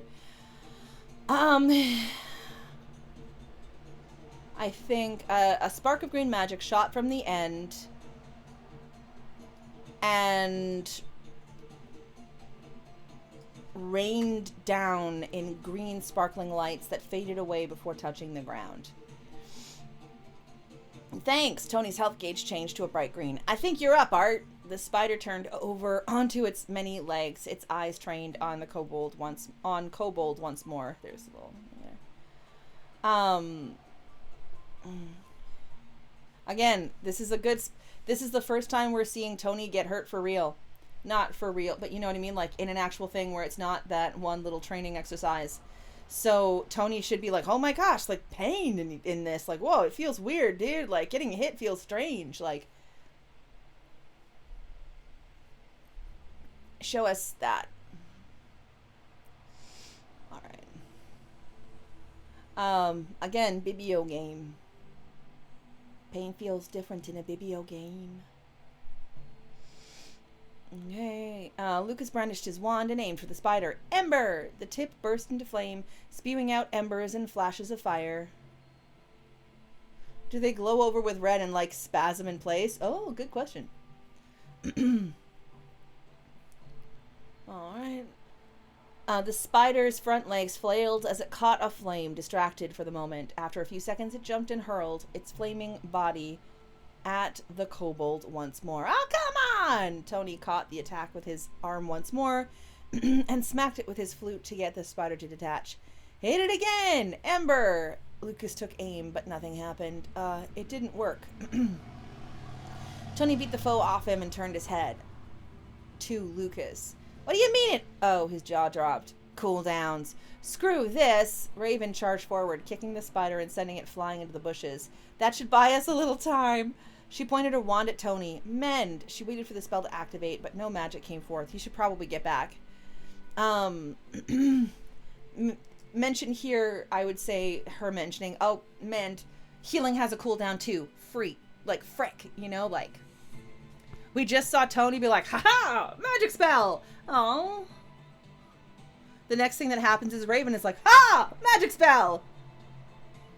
Okay, you should probably get back. Is this thing on?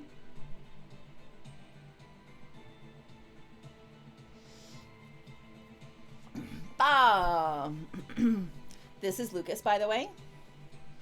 This is Tony. Alright.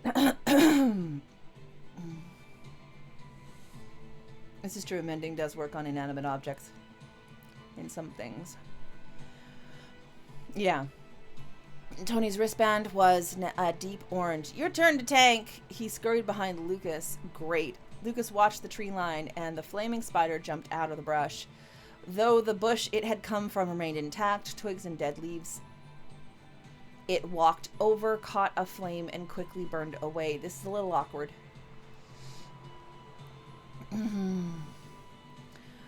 He waited a moment before calling out his spell once more. I don't like this once more. Get rid of that once more. Enough time must have passed because his wand lit up. Again, you keep trying to mention time when we've been living it with you. And then I would probably combine these two sentences into one instead of two. The flames on the spider dwindled, but it flailed from the attack. The spider calmed down. Yeah, that's true. Well, I hear that TTRPG folks mending is more about like fabric and cloth and items and things, but the spider calmed down despite the flame sizzling away on its body and turned to the draconian. Lucas took a tentative step back, mentally prepared for it to leap at him. The spider crouched down and jumped. It landed with a soft thud at his feet and faded away. He flinched back, then slowly lowered his arms. Huh? The draconian watched the spider disappear, leaving behind a silver piece, a few copper pieces, and a set of fangs. It died mid-attack. With the threat gone, he realized he'd forgotten to even attempt dodging with his skill. He felt like an idiot. It was coming right for him, and he did nothing. At the very least, get rid of that very, it seemed as though the kobold had forgotten what they learned yesterday as well in the heat of battle. As well? I don't like this as well. You know, that as though the kobold also forgot what they learned yesterday. Tony stepped forward to get a closer look. It must have died from burning damage. He crouched and scooped up the coins and fangs.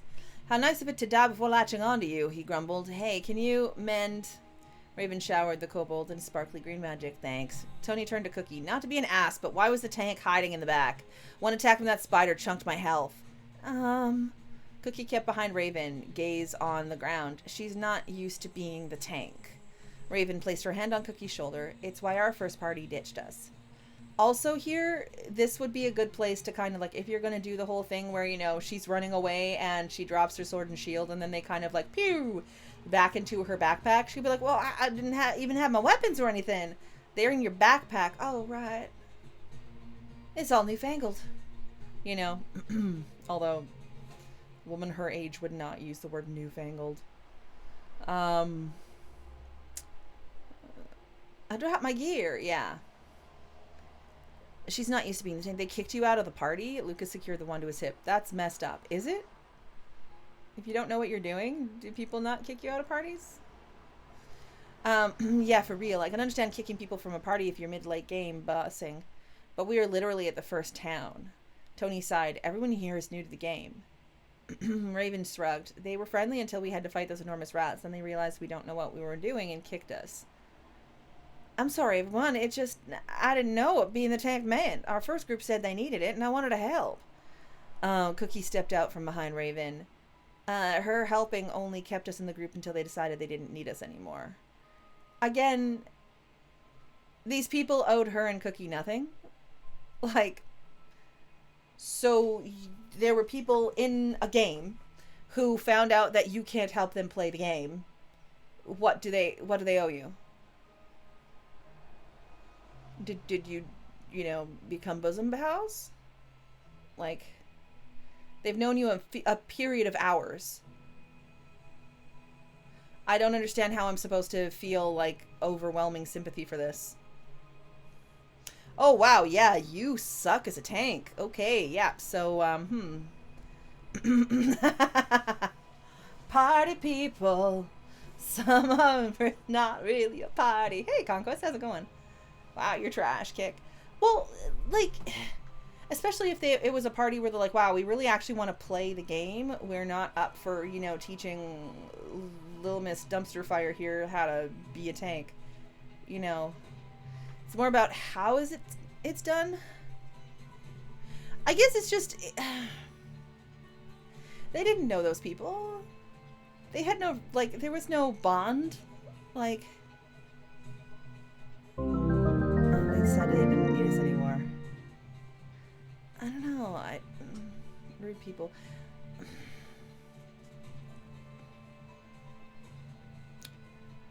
Let's keep going. It's seeming a little bit like it's like, oh, poor Cookie. Somebody didn't want to play with her. So sad. Wow. Conquest Publishing. Their D&D game hit 32 years. They are very bonded. I have not done anything like that.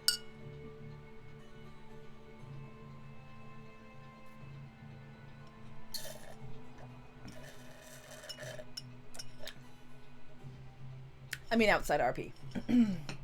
Outside some of the RP, where I've known people for like 15 years plus.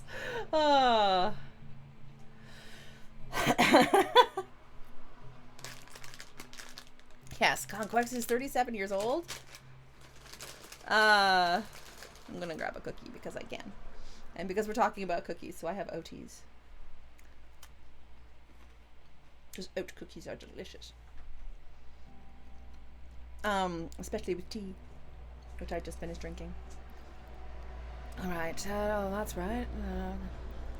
We got stuck here. Tony shook his head. Sorry for getting upset, but having a flaming spider jumping onto me was not fun. We have new players write a 2-page history and merge it into the story. Cool! That's really neat. Cookie, where did you even go? We were worried about you, Raven asked. Oh, that's right! Cookie sat down and pulled her pack into her lap. Let's see, tap and swipe. She messed around with it and its menu.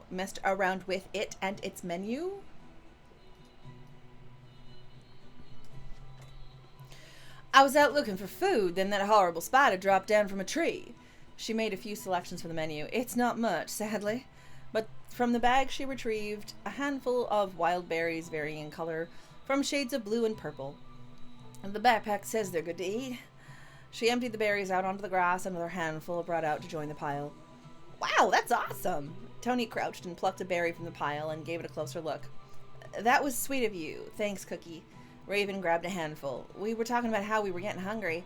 Yeah, too bad I can't make anything out of... Oh, sorry. Yeah, too bad I can't make anything out of this. 7 minus 2 is 5. Yeah, there you go. See, you're kind of 5.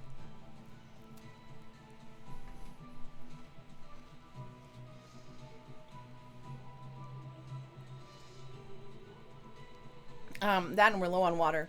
Tony dropped the berry into his bag and pulled up the menu. It says here they give 1 hunger and 1/2 thirst. They give 1 hunger and 1/2 thirst. Makes it feel like there's putting sand into your mouth.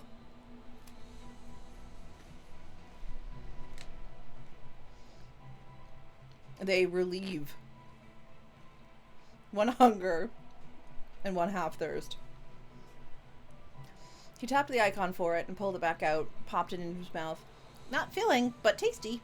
It's better than nothing. Raven popped one into her mouth. You're saying popped a lot. Popped into his mouth, popped one into her mouth. Pop, pop, pop, pop, pop. These are tasty. This is what the other person just said. Not filling, but tasty, and now she's saying exactly the same thing. I didn't think she was a parrot. Thanks, Cookie. Lucas nodded as he ate a few. Thanks. This can hold us over until we buy something in town. Thanks for breakfast. Every single person is thanking her as if she, like, climbed a mountain.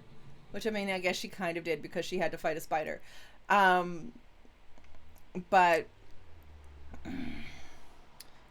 I guess it is polite. I'll give you that. We can work on fighting monsters later on. Tony took a fair share of berries and snacked away. Cookie smiled warmly at the group and took some berries for herself. Y'all are very welcome. I'm sorry for bringing that thing here for you all to deal with. Don't worry about it, Cookie. We took care of it. Raven returned the smile. The clearing grew quiet as the group snacked. Again, I don't know why this is its own paragraph all on its own. Oh, Lucas broke the silence. We should add each other and party up. So...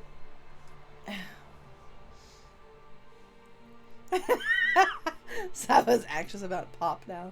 No, there's 2 pops right beside each other. Poppity pop pop pop. So hold on here. They're like, oh my gosh, a party dropped you? Oh, that's terrible. You got unpartied?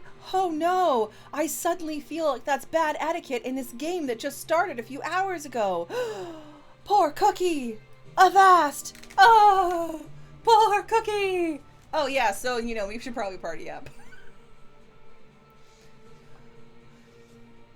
Like, you mean that they haven't even partied up yet?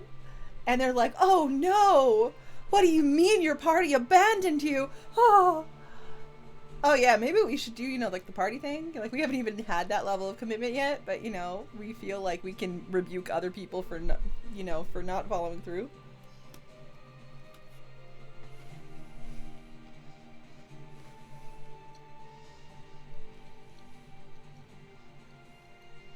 No, they're not a clan yet. They spent 200 words talking about how terrible it was that Cookie and Raven got removed from their last party, and they're not even a party yet. Yep. Raven, okay, so if you two want to join me and Tony, that is. Raven turned to Cookie, who nodded. Sure would like that. Cool. Are we a full party now? Tony looked over the Draconian. Looks like the max is 5 people, so we have room for 1 more. Lucas flipped through his journal. Foreshadowing. Bah! What is it with me and making strange noises? What was that?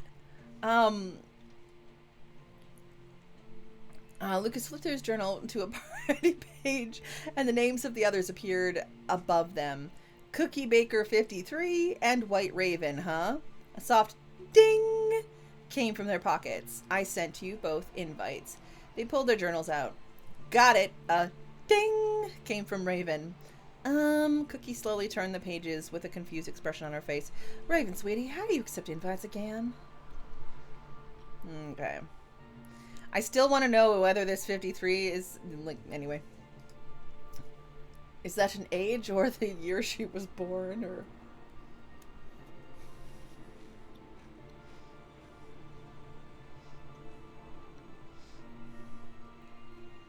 Okay.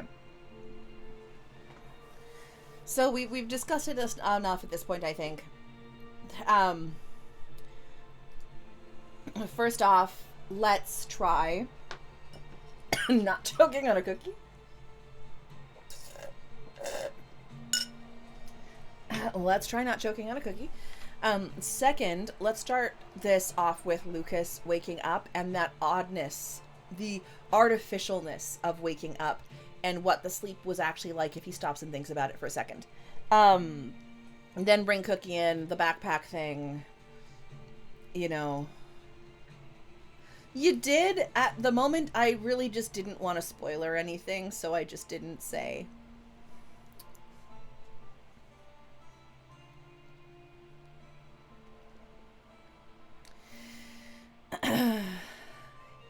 Yeah, no alternate ways of having cookies. Yeah. Yeah, so work on that. Work on kind of adding those things in. This did feel a little sparse, but that I think was just because when you look at this, there's an awful lot of this that has very small, like it's either dialogue based or almost single sentence paragraphs. So just watch that a little bit. Yeah, that's not a bad size, but it's looking a little bit leaner than it is because a lot of this is going to end up being one or two sentences before the next paragraph and kind of on and on and on and on like that. And you want to vary it up a little bit more. You want more variation in your paragraph lengths. All right, we're going to move on. We are going to move on to Kingly.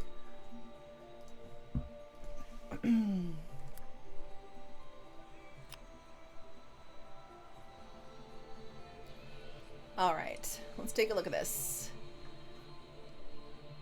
And I split in half into 2 chapters. I mean, okay. Well, you know, it's a fight. You know, I'd have to see both chapters together in order to make kind of an idea like that. I'm wondering. The kind of thought in my head is wondering whether there was enough there to sustain it being its own chapter. Or whether that 5,000 word chapter just needed a thorough edit and like snip, snip, snip, you know?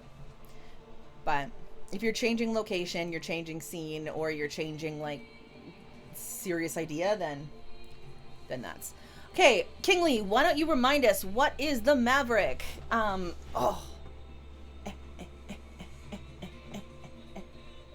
Just waking up my body as I'm sitting here. Do. Enjoy the email purge there, Conquest. I will continue to, like, maneuver in my seat.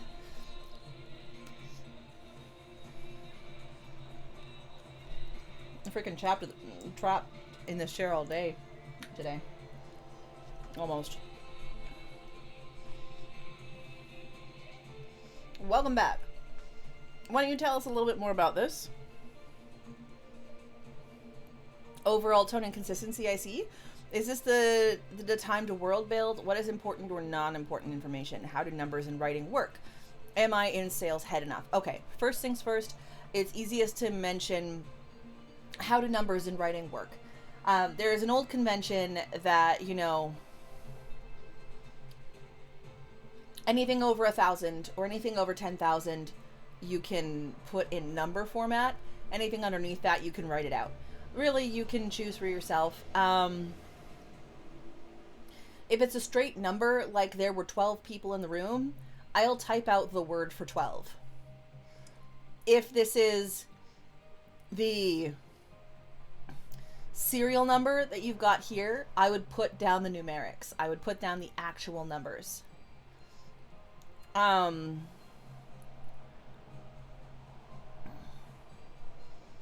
Numeral since they begin a sentence, unless they begin a sentence, yeah.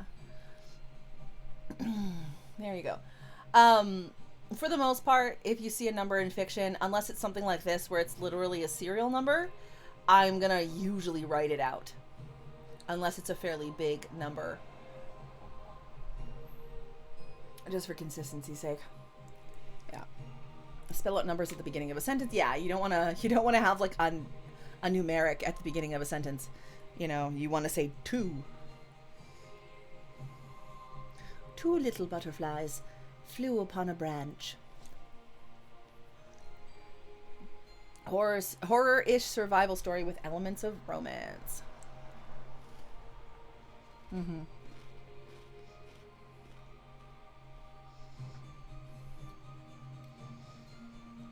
Eating my cookie.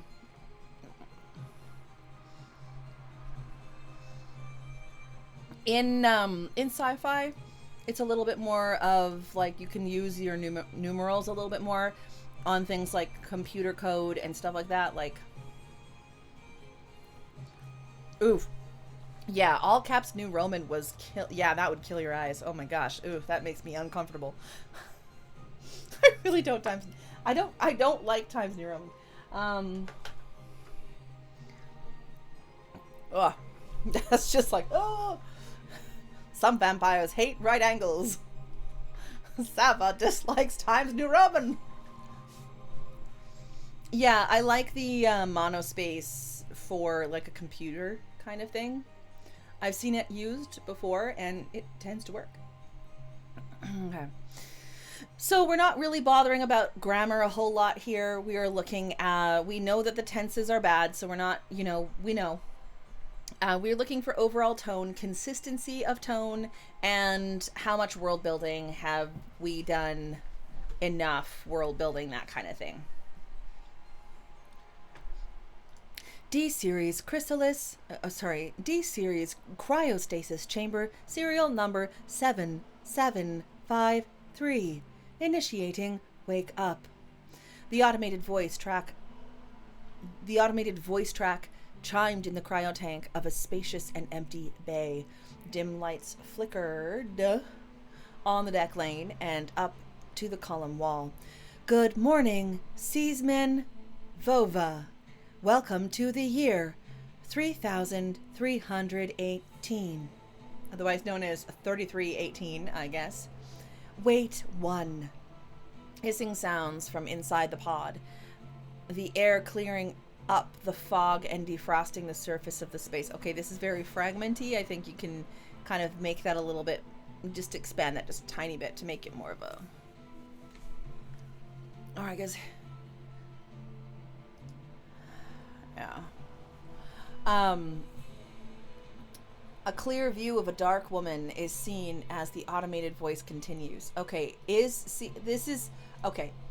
this line is basically the way that I would write it if I was writing a screenplay or some form of script.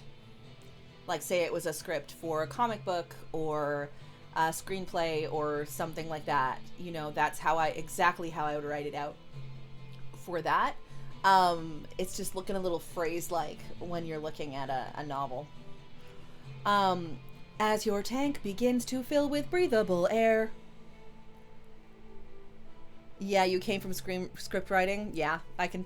Yep, there it is. Yeah. Yeah. I could see it. I could very much see it. I was like, my directorial brain is going, ooh, let's talk to the city. I think I know how I'm going to do this. Like, let's do this. Okay, da-da-da-da.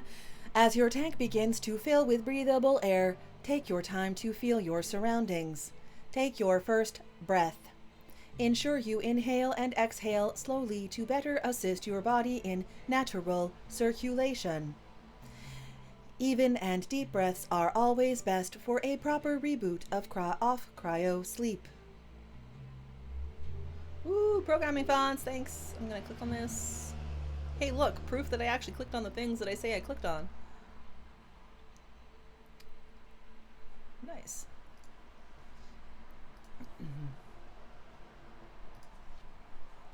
All right.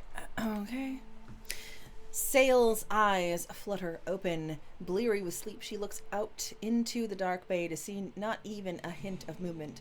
Am I early? Late? She waits for her body to recuperate, checking off her mental list of everything that should be working by now. This, am I early, late? We can have thoughts be like this in italics. It's a little bit less favorably utilized now. If there was a way for you to kind of structure it so it's just that sort of sense of narration that's going, was she early, late, but it's not a huge deal. It's just that kind of interposed thought. It's a niche thing. She waits for her body to recuperate, checking off her mental list of everything that should be working by now.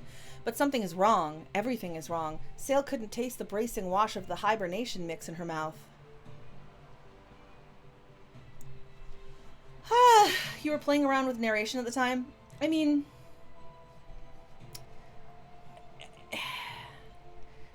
I personally hold the belief that you should use italics as little as possible and find ways to structure sentences so that if you need to get inside somebody's head to that like kind of amount of clarity, that you can kind of, you know, dig in there regardless.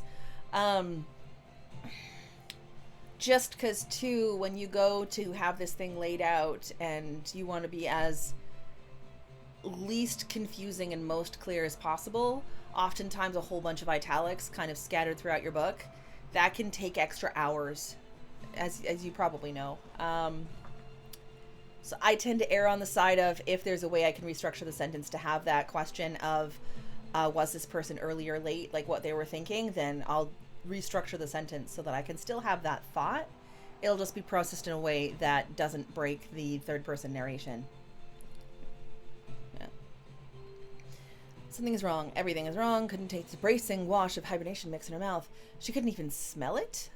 Why is this a question mark? She could barely feel the warm air blowing in her tired eyes and drying her off.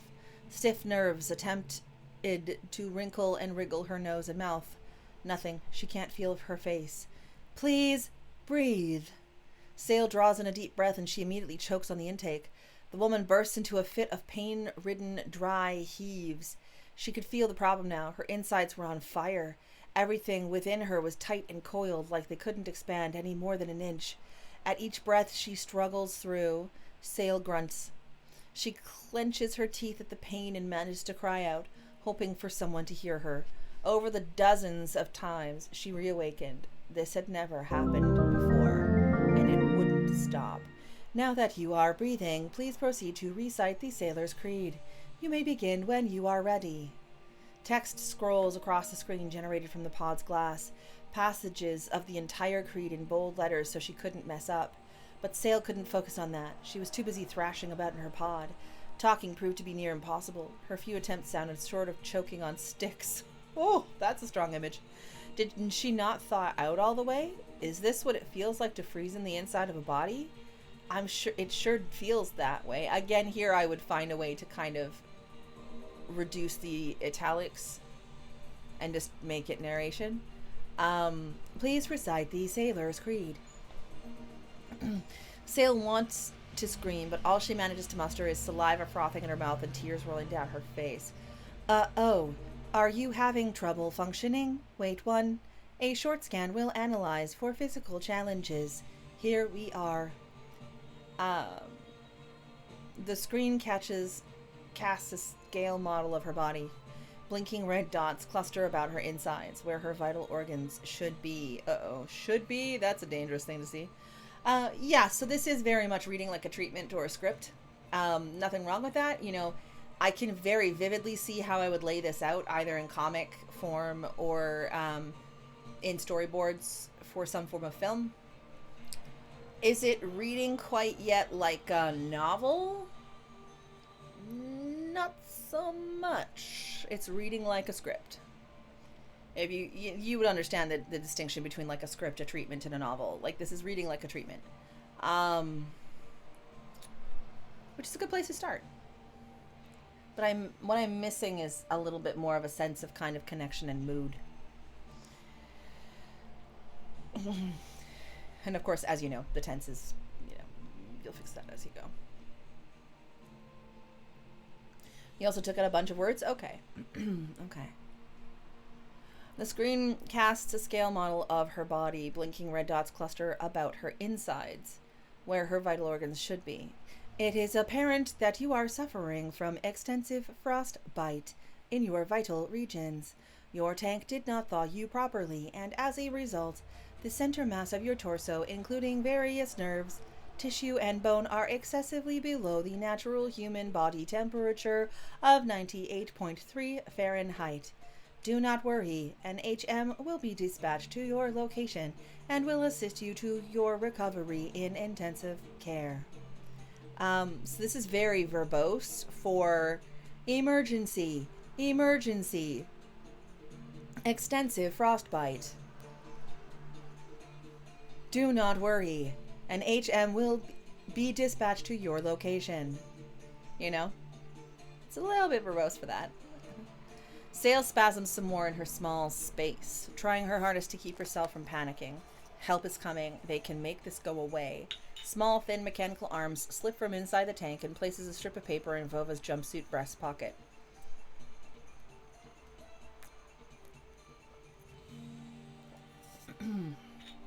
Hydration. Here is your 7-day SIQ chit. Please be careful and have a great Navy day. Thanks. Have a great Navy day to you too. It's not sponsored. This is just a bottle of water that I have. Well. If any of you have ever gotten lunch in the Science Museum in London, you will have seen this brand, Benugo, the endlessly refillable water bottle. It's aluminum. Yeah, and I've had it for over a year. You know, I just picked it up when I was in England, you know, because I was like, oh yeah, hey, we need a water bottle on our travels, and I was thirsty at the time, and there was water in it, so. Yes, London. I visit every other weekend. Well, you know, some people live in England here, but I do have a British audience as well, you know. But yeah, it's a really cool idea. Like, it was basically the same cost as all the other water bottles and stuff like that were there in the Science Museum. But this one's totally refillable, and it's just a water bottle. Like, it's just a thin water bottle with a cap. Like,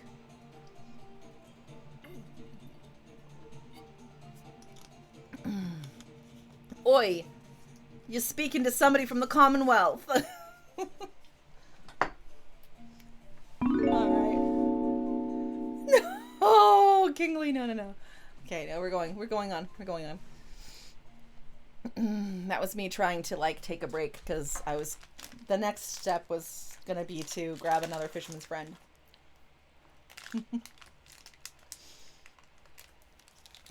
Not sponsored. But still, I love these.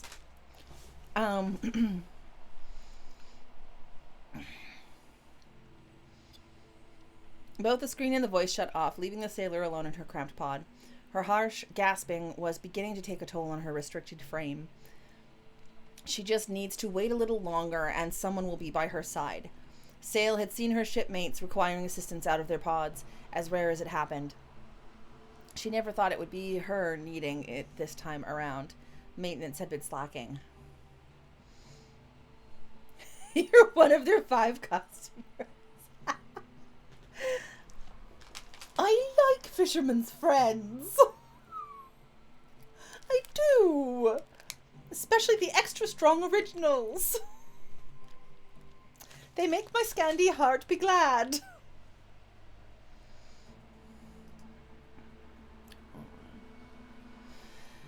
Sail. You know you love it.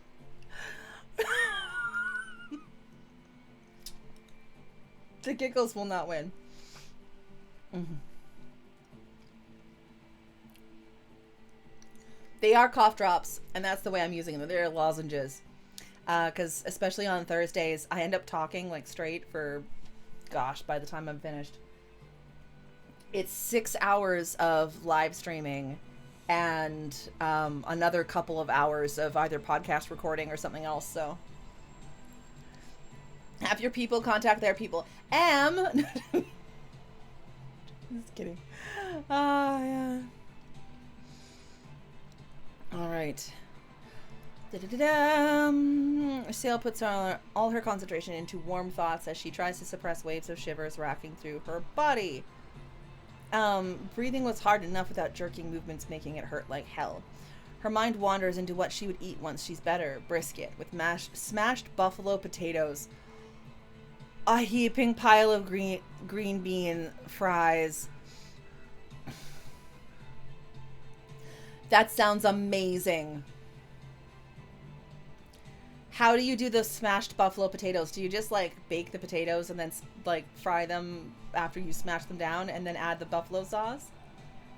Because that sounds amazing. The sailor focuses on her senses. She begins to notice her breath wasn't, Navy eats well, I guess. Yeah. Bacon bits. Ooh, nice. And she begins to notice her breath wasn't making puffs of smoke like it should. Sail tries to breathe on the glass. No fog appears. Her ears also notice something off. Music would be playing around wake-up time. The captain enjoys contemporary rock. She would play it all over the 1MC. Not one guitar solo could be heard. Nothing. Something is very wrong. What the hell is going on, and why is it so dark? With her mind growing frantic and sanity ebbing at each prick of cold in her heart, Sail almost missed text crawling across the screen. Danger.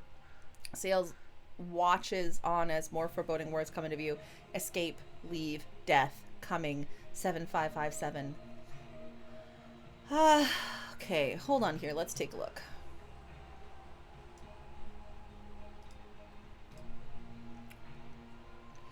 Okay, so we're batting under 1,000 words to get to danger.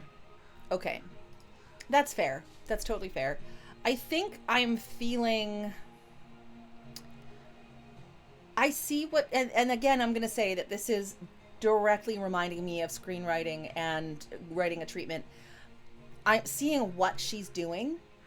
I'm seeing how her body moves and things like that, but I feel disconnected to that sense of place and that sense of kind of emotion. Ooh.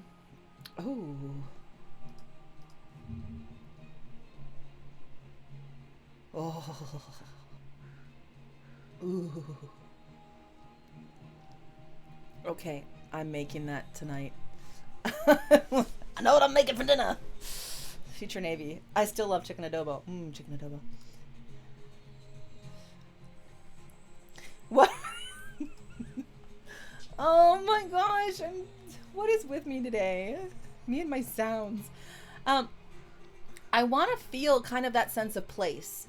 And right now, I should be feeling that sense of place is a really claustrophobic and closed-in thing. I'm not quite getting it yet. I want you to push a little deeper.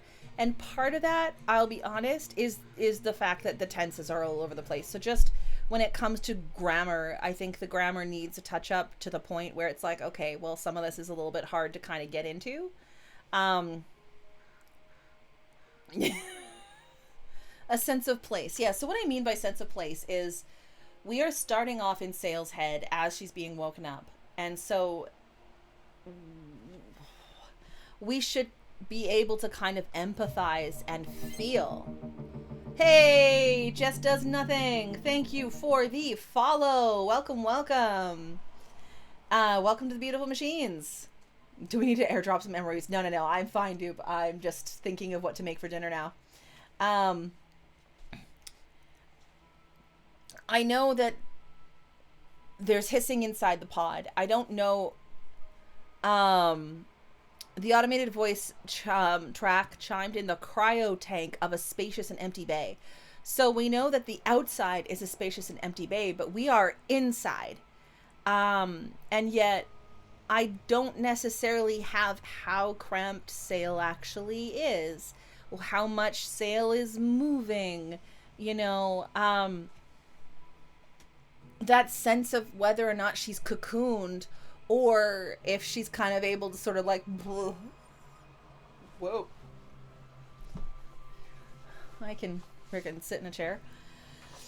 I want to feel the atmosphere of the place a little bit more. You're telling me something is wrong. Everything is wrong. More flavor words. Yeah. Pour that flavor in like sauce. All right. A greater chill burrows through and unsettles her rigid body. It's not the greatest welcome. You got greater and greatest. It's really close together. A welcome message, but she knows it's a human message. The passcode at the end tells her so. Sick people aren't permitted to leave the pod on their own. Sail reaches for the screen on the glass and types the number. Bypassed code accepted. Authorized by Captain Jennifer Lee Sulfick. the captain. Sail hears the lock gears turn inside her pod. So here's another thing too. Do you want to start with that kind of expanded establishing shot of the empty bay?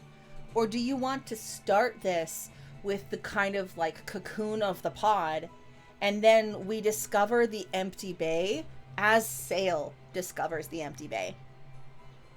I think that would be a little bit more effective, and I think then you can kind of really get into that flavor.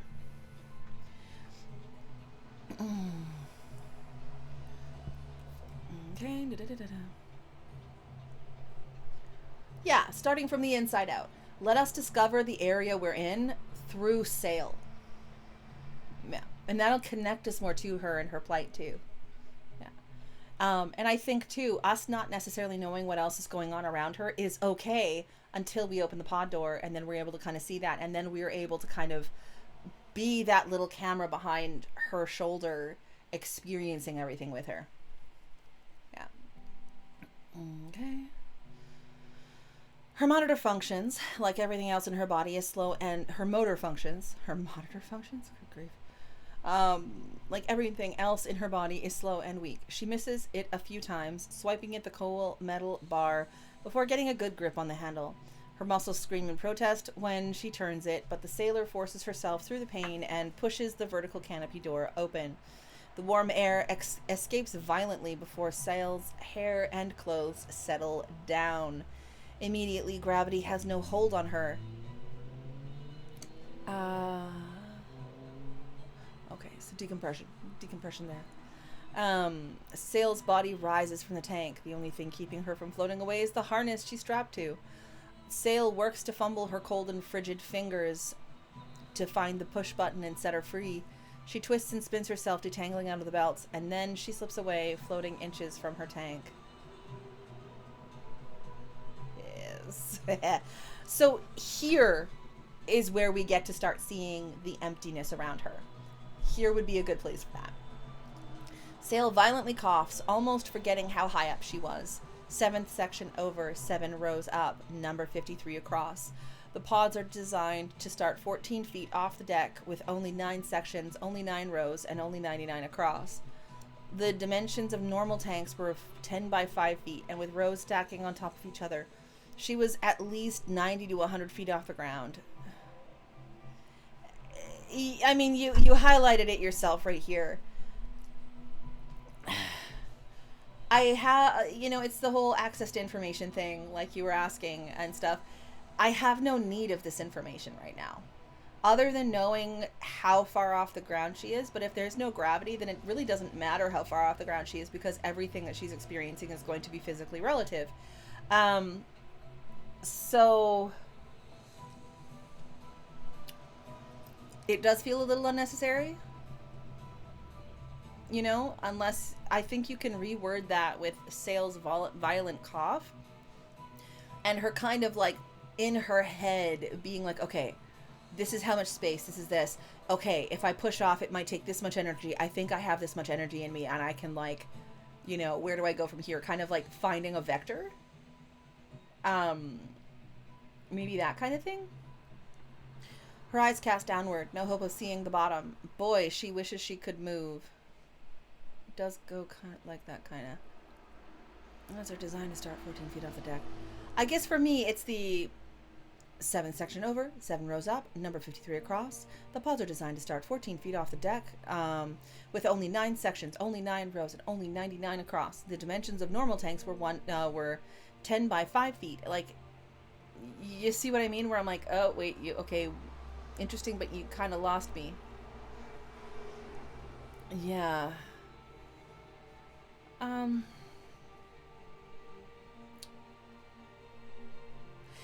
It feels like you're trying to tell me what the space looks like, but I can't necessarily picture it in my head. I just know that there's a whole bunch of tanks, and yet, I mean, in this version of it, we also know that this is like an empty space. But, yeah. I like the analyzing part. I like her character being very analytic. I just think this is a little bit of a strange kind of, distant. Almost distant. It feels a little distant. Which, I mean, you know, if that's her, that's her. But boy, she wishes she could move. Without proper body movement, Sail is just floating aimlessly about the bay. And she is so slow. Now what does she do? Her vocal cords being shot negated calling for help. But who would she call to help to? The sailor waddles in the air to spin herself around. No people. This is getting scary. All she could see through the darkness was red lights. Pods no longer functional. Nobody? Not one soul? Did she miss something? Did the crew abandon ship? Sail hoped not. Abandon ship was the worst possibility, because if she was stuck here, what the hell made them leave her behind? She didn't want to think about it anymore. Panicking isn't a good idea. There has to be some explanation. I like that because it feels very almost military to me. It feels like, oh my gosh, like my emotions are starting to get the best of me. Actually, you know what? No, panic is not going to help. What can I do? There has to be an explanation. What can I work? How can I find a solution to this? Like, that's what it's kind of giving me the sense of. Another question for you. If she's so analytic, and I'm assuming when she realized that there was no gravity, why wouldn't she have held on to her anchor?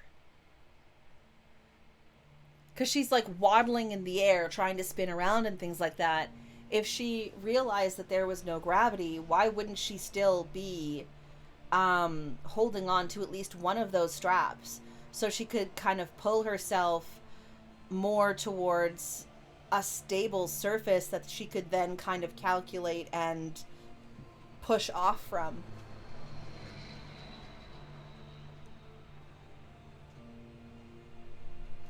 I don't know why she would just be kind of like, yeah, because I'm assuming she would be smart enough to be able to, you know, hold on to something and then kind of like maneuver herself and be like, okay, I need to go that way. All right, I need to push this way and I need to kind of do it that way. Yeah. All right. That ominous warning told her to move. With a few strained grunts and wiggling of her feet, Sail makes it back to her pod. If she's going to move, she needs to get a grip on something to help her around. Yeah, there we go. Swimming in zero gravity isn't going to get her anywhere. Not how she is now. The young woman takes her time, shimmying, I believe, to the right of her tank, her constant wheezing taking the edge off the deafening silence. She'll go to the exit bay closest to her. Hopefully she can find someone else. Maybe she isn't the only one in the bay. The first few tanks are empty and dusty. A few more down the line and the sailor runs into a pod with a breached surface. Yeah, no worries.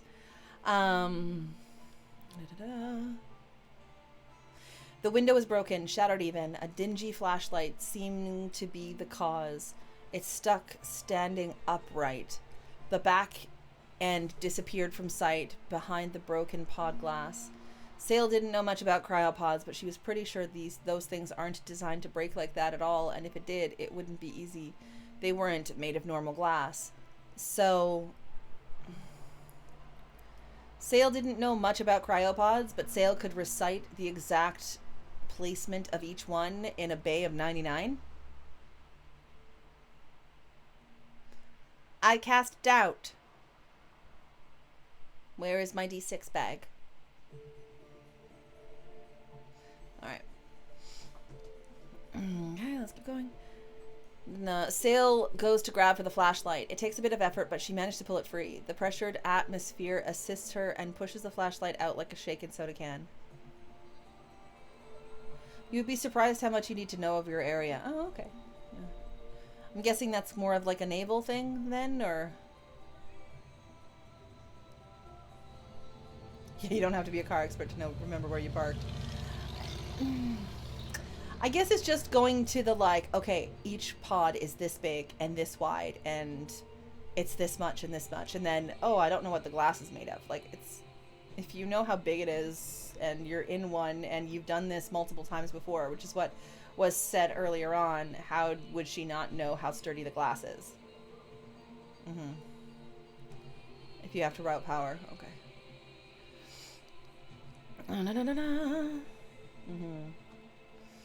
It almost pulls her. It almost pulls her away from the tank. A loud thud rings, and she sees the body inside, plugging up the cryo tank hole. A frozen body, pale and frost dusted. So a frozen body, pale and frost dusted, I would make this kind of one thing. Sail couldn't hear the faint whistling of air escaping from the poorly made seams. Whoever this was, it isn't salvageable. Their tank gives off a solid red light, and anyone that level of frozen has been in cryo for far too long. 5 years is the max without extra hibernation solution. Okay. Sail looks back at the rows dotted with red tanks and wonders how many people were still left inside.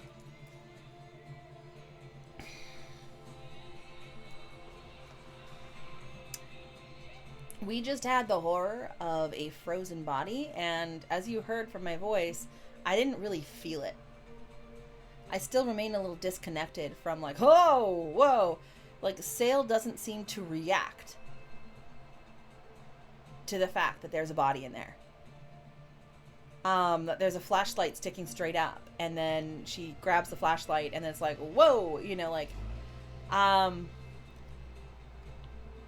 need to feel that. I need to see that foreboding sense of, uh-oh, we're not in Kansas anymore. You know, like, oh, man, something really bad happened.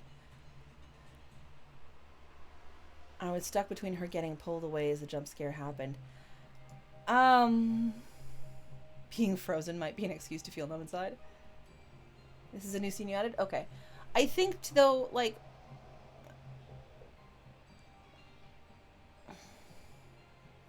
she goes from, oh, wow, there's a body, to, well, there's a faint whistling escaping. Whoever this was, they're not salvageable. You know, it's like, I want a little bit of an emotional response. Just a little one. Even if it's a, whoa, what the heck is happening? Like, what in the world? Holy crap, this is really dangerous. Like that sense that, uh-oh, there's a reason I got sent that danger message. Okay. I want it to kind of up the stakes a little bit. And it just feels like this is kind of a casual, almost casual. I know that's not what you intend, but that's kind of the feeling that I'm getting. So just a little bit more of that upping of stakes. And if her military training is like, okay, no, I just got to think this through. That's valid. I still want that little bit of a, whoa, you know, because this is all an exception and not the rule. And so you're starting us off. Yeah, it's too casual. She reacts stronger in a different part. Okay. Yeah, like you're starting us off on an exception, which is fun. It's also a little difficult because, especially as I've said, in sci-fi, it's a little difficult to see what the rules are when your first inclination is to see the exceptions to those rules.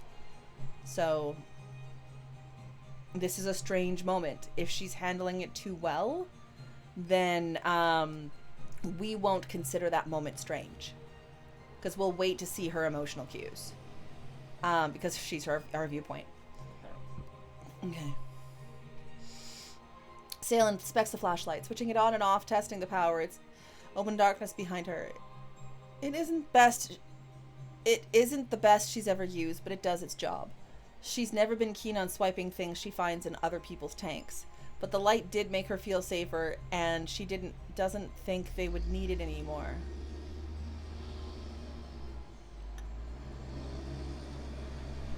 Okay.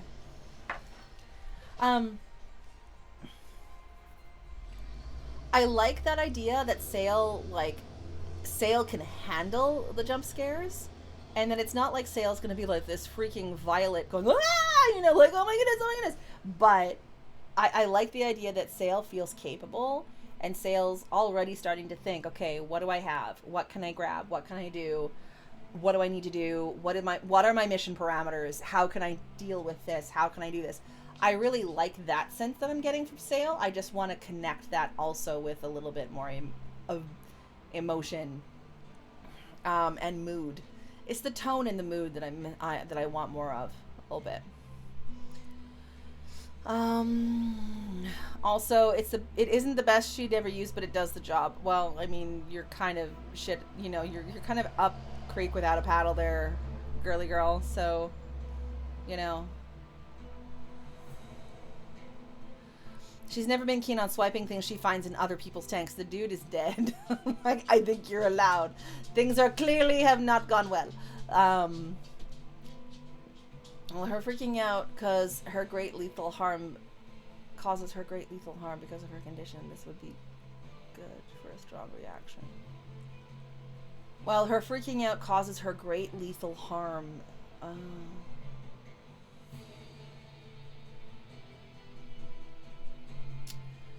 Gotta stay calm. If I'm gonna get to intensive care, I have to stay calm. If my heart goes crazy, it's gonna kill me. Have her think that. Have her be like, okay, stay calm. You know, even if she's speaking out loud, well, she can't speak right now, so that's tough. Yeah, no, she can't. You can't just have a little piece of dialogue there. Find some way to have her think about, you know, having to keep calm because it's worth her life. Yeah, I miss the vocals. I mean, you kind of... Yeah, yeah. That's tough. It's not easy. Okay, the sailor moves on and she reaches the end of the line. There was at least 20 feet before the next section. Where is my thing? Oh, wow. There's an ad in progress right now. Here, I'm just going to go right... my dog is looking at me funny. I got to go let him outside, so I'll be right back.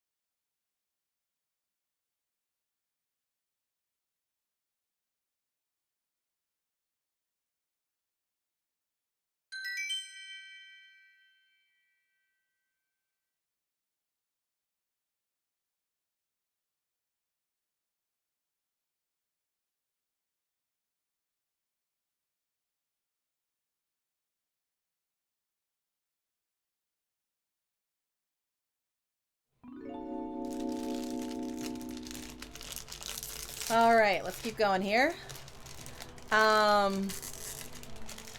Okay, sorry. My puppy wanted to go outside. There we go. Okay, let's do this. All right. Okay, the sailor moves on and she reaches the end of the line. There was at least 20 feet before the next section. She could go down, but if she had to be honest, nothing good would come out of being closer to the ground.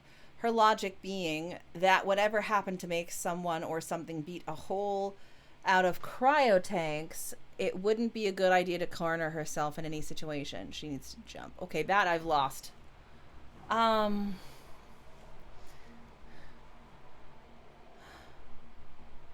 I'm losing something here. Something beat a hole in the cryo tanks. Did I miss that?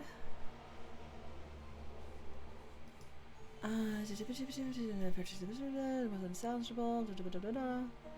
5 years ago, the first tank's empty, dusty. The back end disappeared from sight behind the broken pod glass. She also flashlight stuck in the tank, but she was pretty. Oh, just the little hole from the flashlight? Oh, I thought you meant like a big cavernous hole or something.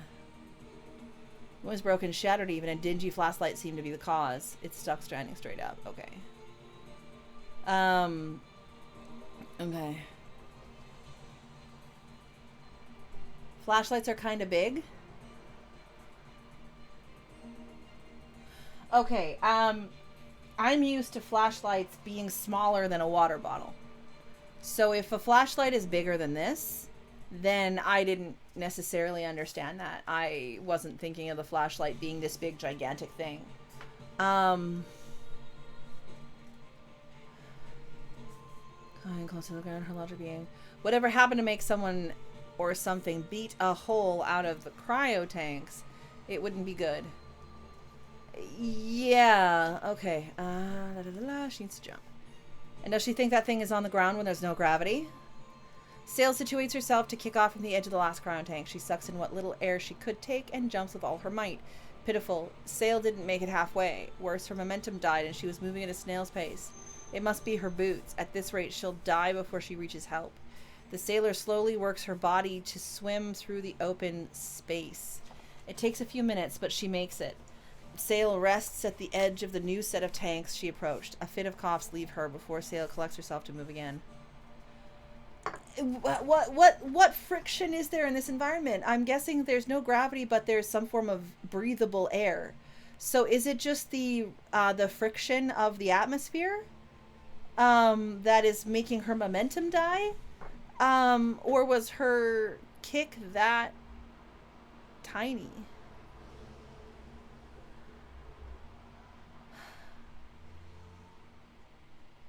She didn't have enough kicks, so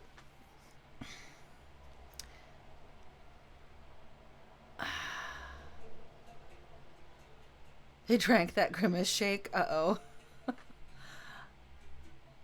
Tiny kick, so cute. Yeah. How realistic do you want to do the physics there?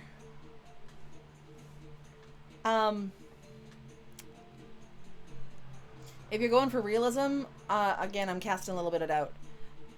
If you're just going for, you know, situational because this is sci-fi, then right now it feels like she's going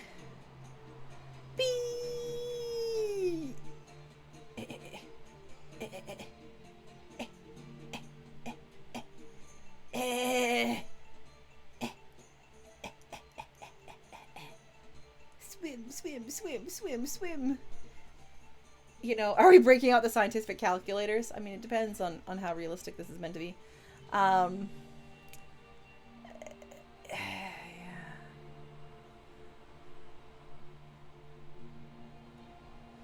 So when I hear momentum died, it sounds like it's like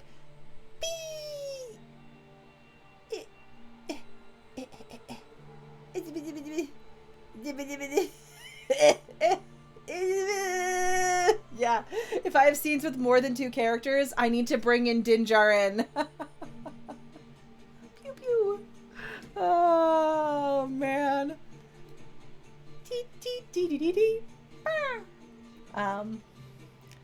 Didn't generate enough power to kind of like make the Vector King going.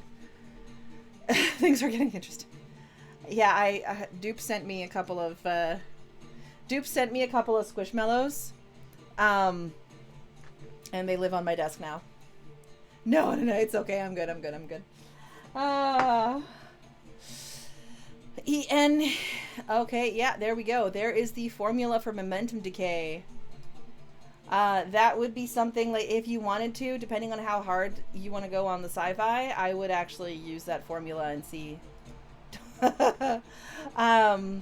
and see whether or not this person I do, yeah, I like practical calculation. Yeah. You know. La la la la la.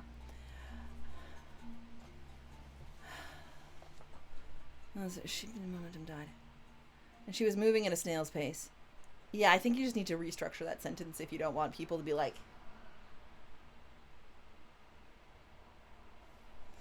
it must be her boots. It must be her boots? At this rate, she'll, I love everybody equally. In their way. At this rate, she'll die before she reaches help. The sailor slowly works her body to swim through the open space. What is she swimming against? Is she using the friction in the air to kind of push, like...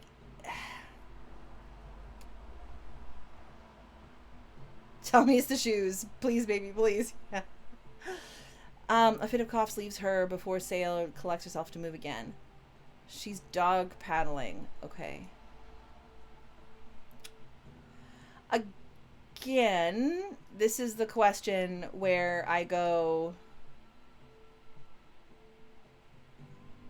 how realistic do you want the physics here?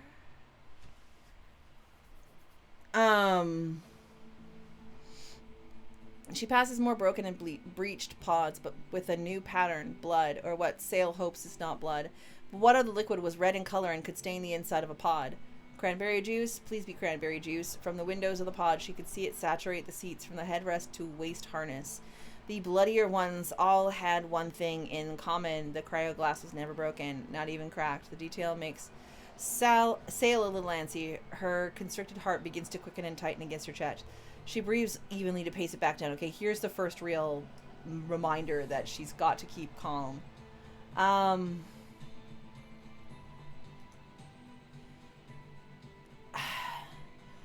Also, I guess, I mean, the blood would still be red if it's still kind of oxygenated from the pod, and if it was preserved somehow, then I could see it still being red. I know blood tends to change color as it dries, but maybe this isn't, you know, old dry crusty blood. Maybe it's new. I don't know. Can you swim in a vacuum? Can you swim in space? To move.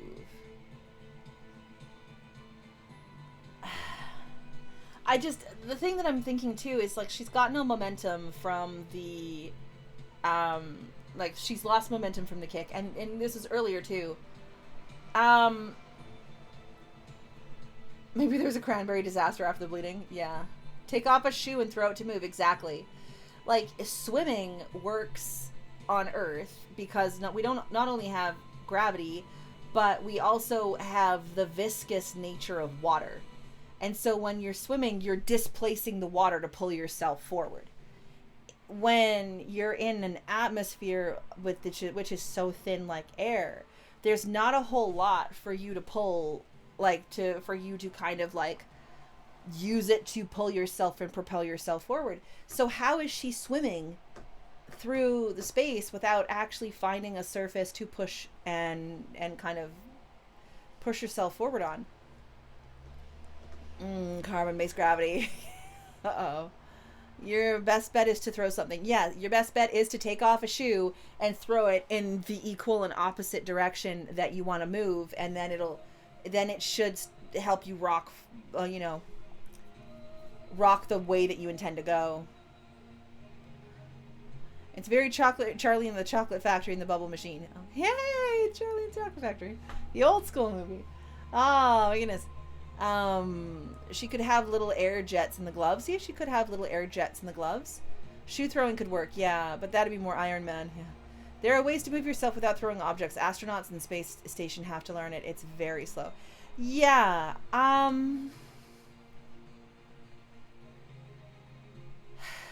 I guess in this too, this is an example of how physics in your world works. So it's also helping us, the readers, define what kind of universe we're in. Sales, yeah. Yeah.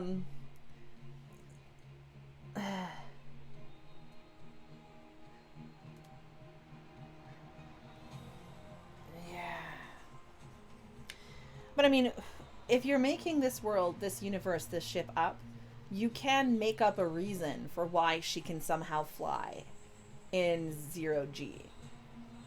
It just depends on how hard sci-fi versus soft sci-fi you're willing to go. And either of those is valid. It's just that we're really in the first little section of trying to figure out how that science works and how this world works here. All right.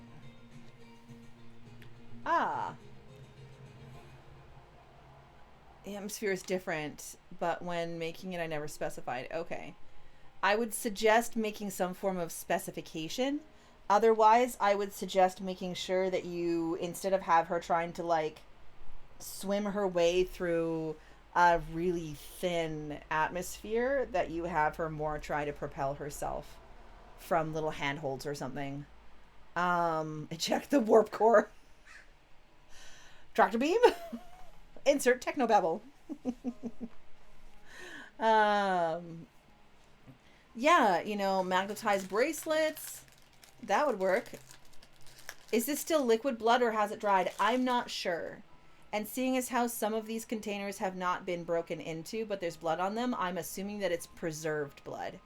Otherwise, I'm thinking it's not going to be bright crimson red. Necessarily. But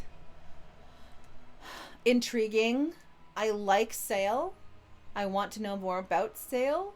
I like the amount of time you're taking with all of this. Sharks with laser beams attached. Lasers. I want a shark with a laser beam. Pods have their own compression and sterile atmosphere. So then we just need more definition of the space. We need to know more about what's going on in the space around her to see how this would work. Because clearly, even though it's not the biggest thing in the universe, clearly it is something that is giving enough of us pause that we're like, wait a minute, how are you doing this? Like, what's going on? At least in, like, you know, in some things you can be like, oh, it's magic. Oh, okay. All right. Does this sound interesting? Does it have potential? Yes, this does have potential. I am interested. Greetings, Sky. How are you? Salutations, wordy friend. Fresh is red and darkens as if it gels, and dry blood is turns brown. Yeah, I thought that was the case, Daz. If you're going with some actual, like, physics, the swimming through the air probably not going to be incredibly likely. Instead, it's probably going to be easier if she was, like, planting her feet and pushing off. I think you can kind of maneuver yourself around in 0G without touching walls and things like that. You can kind of, like, change your body position and stuff. But you do need some form of something to propel or something to give you momentum. At least to my knowledge. Correct me if I'm wrong. Anyway. I want to hear more. I want to know what's going on. I want to know if there's any growling noises, if there's any sounds, if there's anything else. Maybe I could have her not be able to break her collision properly. Yeah, like, you know what, too? Maybe she's like, okay, I need to go off on this vector. And she goes to push off, and only one of her legs works, and then she ends up spinning. And she's like, oh no! And she's like curving around, and she's like, oh, this is bad, this is bad. And she's having to like brace herself before she hits into the next thing. And then she's having to push off again and trying to like, whoa, you know, okay, no, like, because if her, like, I think that would work, you know, if she's pushing off things, but her body is being unreliable, then I could see, yeah, 0G, once you move, you keep moving in that direction. And I mean, there is a little bit of friction from the atmosphere, but we've seen the friction equation provided by Night Skeptic. Thank you. Maybe she's just, her body is unreliable, and so she tries to like position herself in a certain way and push off to go on a certain vector, and it's just her legs don't work right, and she spins out of control, or she veers off in a different direction. Maybe she's not accurate with with her momentum pushes and ends up having to kind of correct herself a bunch of times. Like, that would work. And I think that would be a little bit easier to kind of go with than she swims through space. And it would be an interesting kind of like, oh my goodness, I'm a pinball. Like, oh, this is the worst. You know, come on, legs, do it this time, do it this time. And that would kind of highlight, and it would give you the chance to highlight how fragile her body is at this moment and how it's not answering her. Swimming was more like muscle movement. Okay. I took that as she was like, come on! Like, trying to, like, you know, swim. Yeah.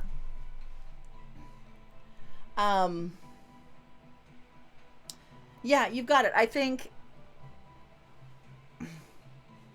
you can do it. I think the idea is there. I think I can speak. The execution just needs a little bit more help there. All right. Yeah.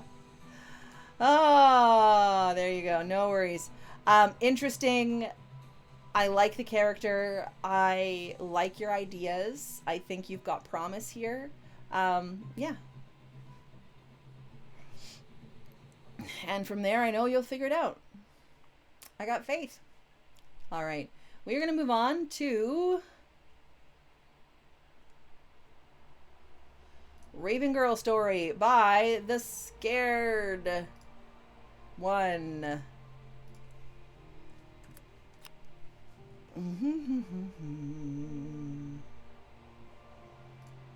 There.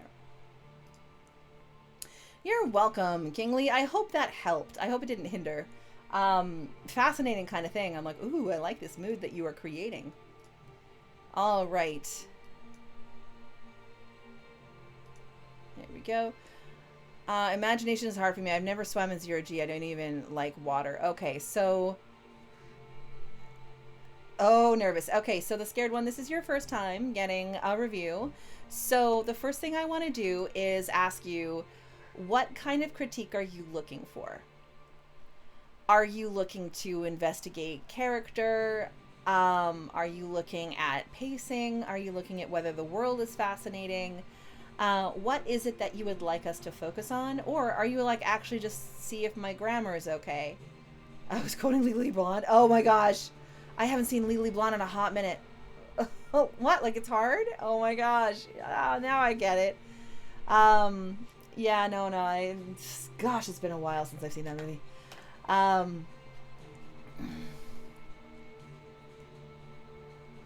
Daz would be a good resource, Kingly. I would talk to Daz when it comes to moving in 0G. Clearly, Daz has some resources already available. So I think if you coordinate and ask Daz some questions in the Discord server, that would help too.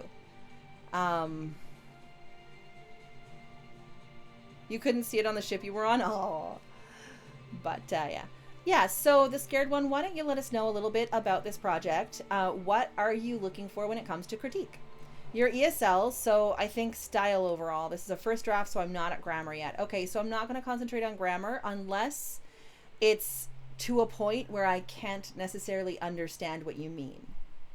But I'm going to forego grammar, so this is more about style, maybe about what we think about the characters, like who they are and what they stand for, that kind of thing. Now, sorry, Angst. I have several different kind of modes of critique. I can go all the way from like, okay, let's take this one step at a time. I'm trying to be as kind as possible. Let's take this baby steps, all the way to double barrel, sit down, get ready, let's get critiqued because we don't have much time and this novel is out in, blah, blah months. You want me to go hard? You can take it? Okay. When you say you can take it, do you, like, if at any point in time, you're like, actually, I can't take it. There are in the channel rewards. Thanks. There are 3 bright red channel rewards that cost 1 coin. And these are for the person being critiqued. They are only for the person being critiqued. They are not for anybody else. One of them is critique only, next work please. Basically, that's the kind of the button that you press when you're going, okay, you've given me a lot of detail. I'm fine. I've got a lot to take away from. And if you give me anything more, I'm going to be overwhelmed, and then I'll end up forgetting something or missing something and that kind of thing. Feel free to just close off your last thought and then move on to the next work. I'm good. Thank you so much. That's what critique only next work please means. Critique only next point please is for you to use if there's ever a point where you're like, okay, you've said it 3 times now that this character with their green skin needs to be mentioned that they have green skin. I get it. I heard you. Please move on to another point. Oh, great. Okay, because especially in a medium like this where I am speaking to you, but I have no idea what you think and no idea to see your face or your reactions other than what you tell me on a chat.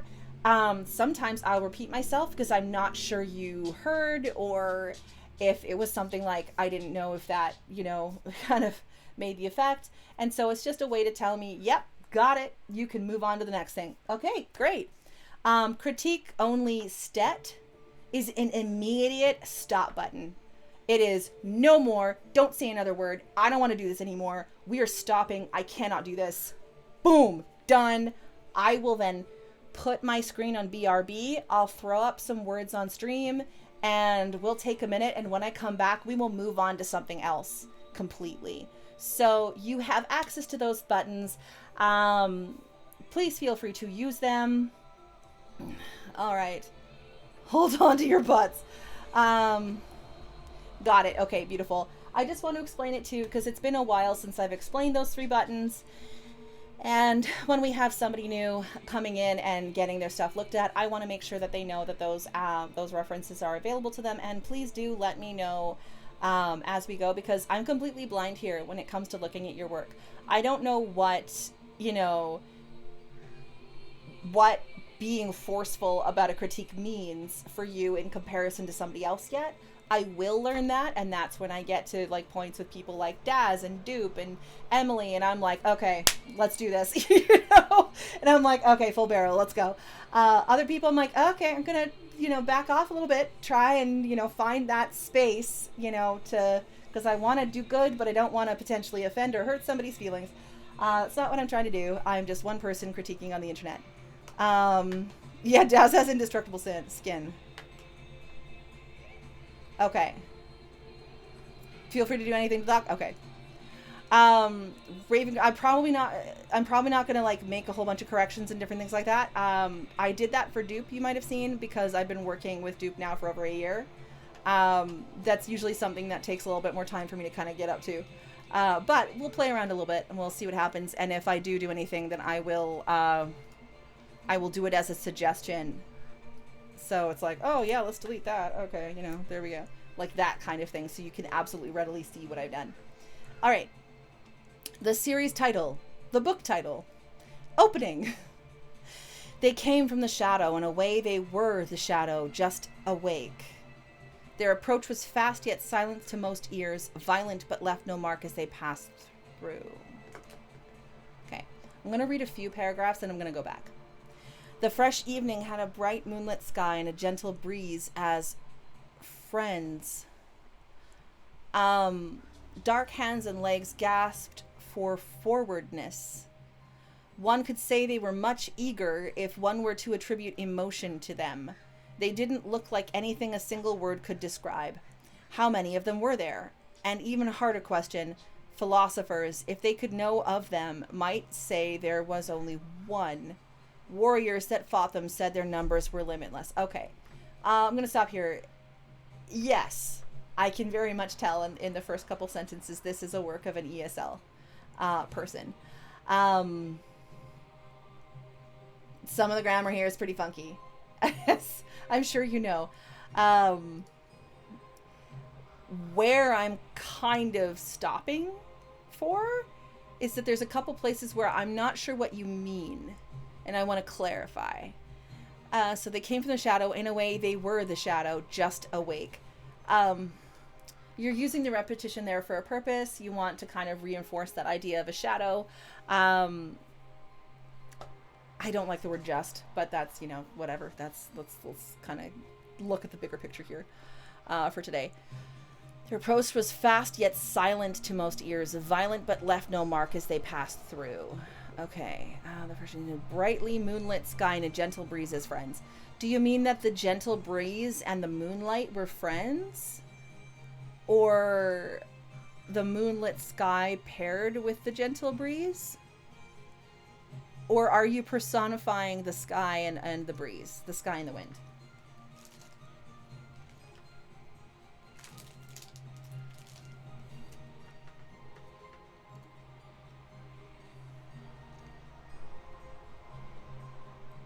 The evening had them as friends. Okay, so there's still some personification going on. All right. If this is a work of fantasy, that could mean several different things.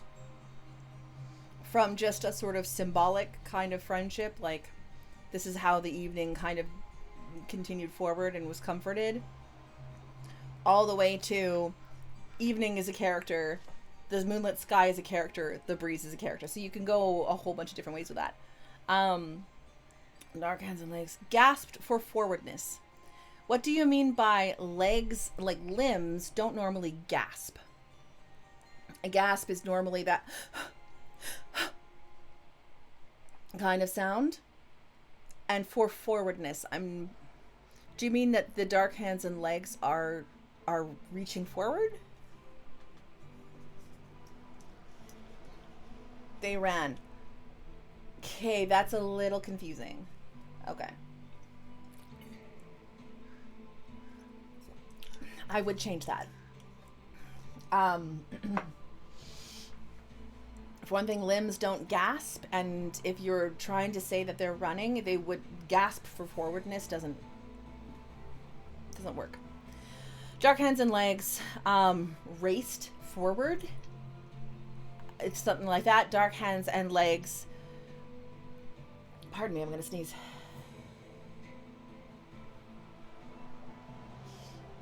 I scared the sneeze away. I think. Okay. Anyway, try and find some different way of saying that they moved forward. So for forwardness is not a... But, and then I would potentially change that word here too to... or something like that.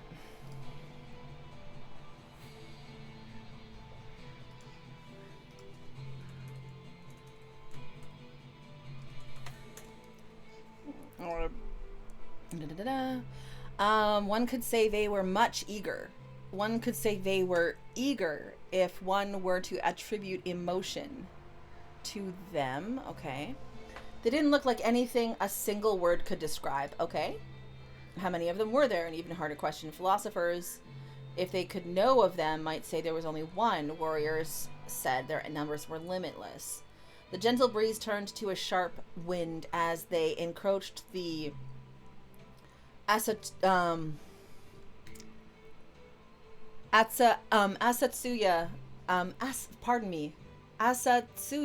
shrine. I believe that's better. Asatsuyu. The timid sanctuary was diligently decorated and clean. Surrounded by lush forest, it stood on top of a hill, an ideal position for defense. The wind swirled the loose leaves around the building. Okay, I like that. Now the smell of pine trees loomed especially. Especially doesn't work here at all. The smell, and we don't like now either. So something like the smell of pine trees loomed. The now, well, we've just come to this place with you as a reader, so we don't need the prompt of now. Because it's happening to the reader right as they're reading it, so they can kind of keep track of the time that way. And then especially, I think if you just say the scent of the smell of pine trees loomed, that will give that sense of I'm actually out of both my liquids, my tea and my water. Um, I'll have to go take a break in 5 minutes, which is when my next break is going to happen.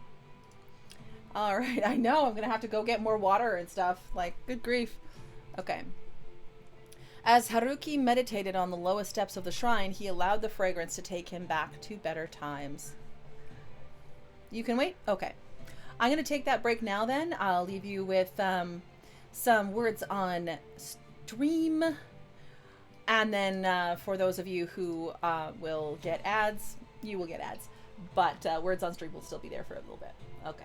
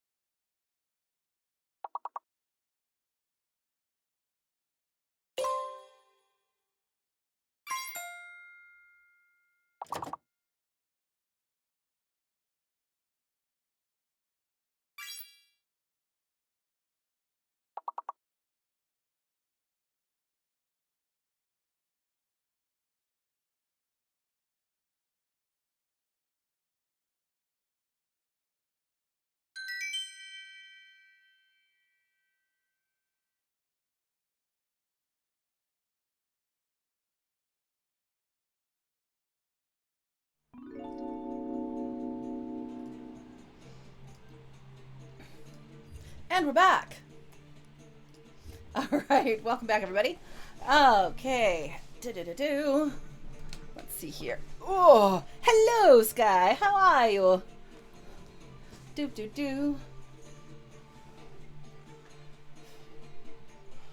Okay.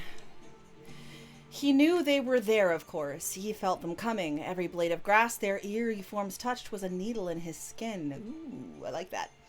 They defiled the sacred land he swore to protect by just being here. Okay, you had me until this. When you're filling in things that I would consider filler words, I just take them out. I'm like, snip, snip, snip. Because the point of that sentence is that they defiled the sacred land he swore to protect. There are other ways that you can kind of explain later or around this that Haruki protects them just by physically being in the location. But by just being here cheapens the rest of this sentence. So I would take it out.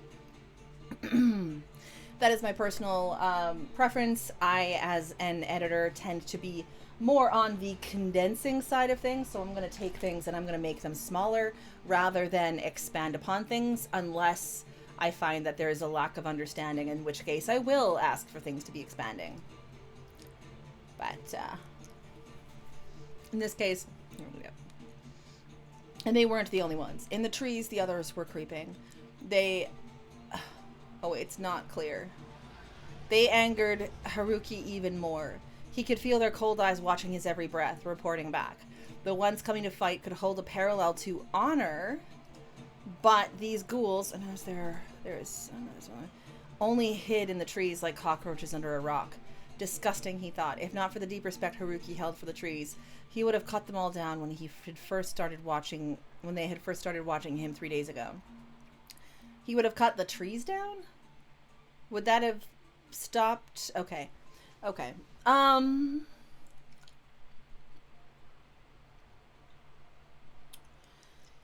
so this is the beginning of a story. So we are defining our terms, especially in something which is clearly within the realm of fantasy. I know that there are some form of corporeal shadows that are nebulous. Nobody really knows what they are, what they look like. If you ask a philosopher, there's only one of them. If you ask a warrior, there's a million. So really what we're told about these shadows is we don't know what they are right at the beginning. But we know that their ability to kind of affect grass and things like that, and the trees affects Haruki.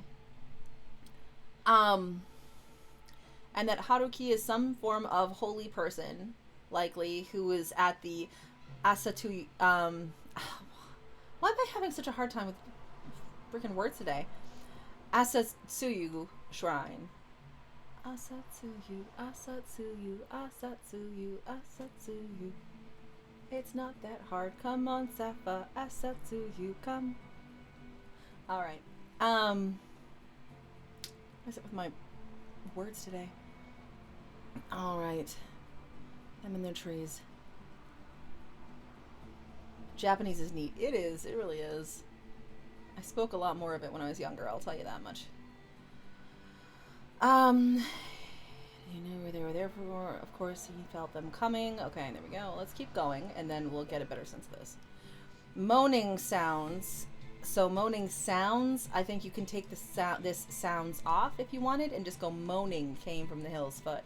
They were close. A laugh came from the trees. They don't have the emotion to laugh, Haruki thought to himself. So this is a thought that is appearing in dialogue tags. I am going to put it on another line, just like I would dialogue. He knew well that the shadows had intimidation tactics such as these. I wonder if they can enjoy anything at all.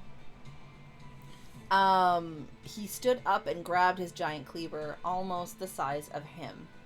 The blade was dead sharp and had an embedded gem on its side that shone a serene blue that intensified as Haruki grabbed the hilt. This is giving me Final Fantasy vibes, and I'm there for it. He took a deep breath, appreciating the fresh tree smell once more. I defy you as long as I stand, demons. Okay, there we go. We've got a definition here. They are demons. He said to a moaning choir of darkness galloping at him as if rising from hell. Okay, here too, what I'm going to do, I'm going to put this dialogue on another line. Dialogue, when it's in the middle of a paragraph, gets lost very easy, and then people get confused. So especially in the English language, we want to make sure that watashi wa nihongo ga hanasemasu. Oh. Yeah, my voice goes like it's been forever. Dialogue is going to go on the next line down. Actually, it's easier for people to read. Yeah, okay. Morning Gloria Darkness. Okay. I think here too, I defy you as long as I stand, demons. I would almost just take this he said to away and just go, a moaning choir of darkness galloped at him as if rising from hell. I don't think we need the he said to, because he's the only one talking right now. So we don't necessarily need this dialogue tag. You could remove that. And then you need to fix the punctuation here, blah, blah, blah, blah. But I know we're not kind of dealing with grammar, so I'm just doing that for now. And yeah, okay. A moaning choir of darkness galloped at him then. Because that gives more of that sense of immediacy, like, especially when you only have one person talking, you don't necessarily need the he said, she said, they asked, they questioned, that kind of thing. They had arms and legs, but where one ended and the other began wasn't clear. Okay. They were like a black mass of horror, and they were coming at the shrine fast. I think, okay, this sentence is a lot better than this one. I think you could do something like adding in a little bit here, where they were like a black mass of horror, arms and legs, you know, amalgamated into the mass, or like, you know, they were like a black mass of horror, arms and legs interconnected, and they were coming at the shrine fast, like, or, you know, a cloud of that black mass. You can kind of take that idea that there are so many different limbs in this sort of roiling, coiling horror and demon kind of mash. And you could add that into the stronger sentence, and then this sentence wouldn't need to exist because this sentence is much stronger. The blue gem glowed back to the moon. Glowed back to the moon? Is it like glowing a little beam of light directly to the moon? Or is that a figure of speech there? As Haruki swung his blade around, the air became heavy with energy. From nothing, trails of water formed following the blade's movements. The moaning became unbearably loud. Haruki grunted and swung his cleaver in the shadow's direction. A slash of water crashed into the mass, cutting it in half. Moans became screams.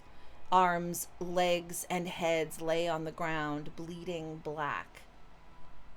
Over the corpses, if one could call them that, more of the ghoulish horde stomped, breaking teeth and bone with their speed. Are they breaking their own teeth and bones? Are they breaking somebody else's teeth and bones?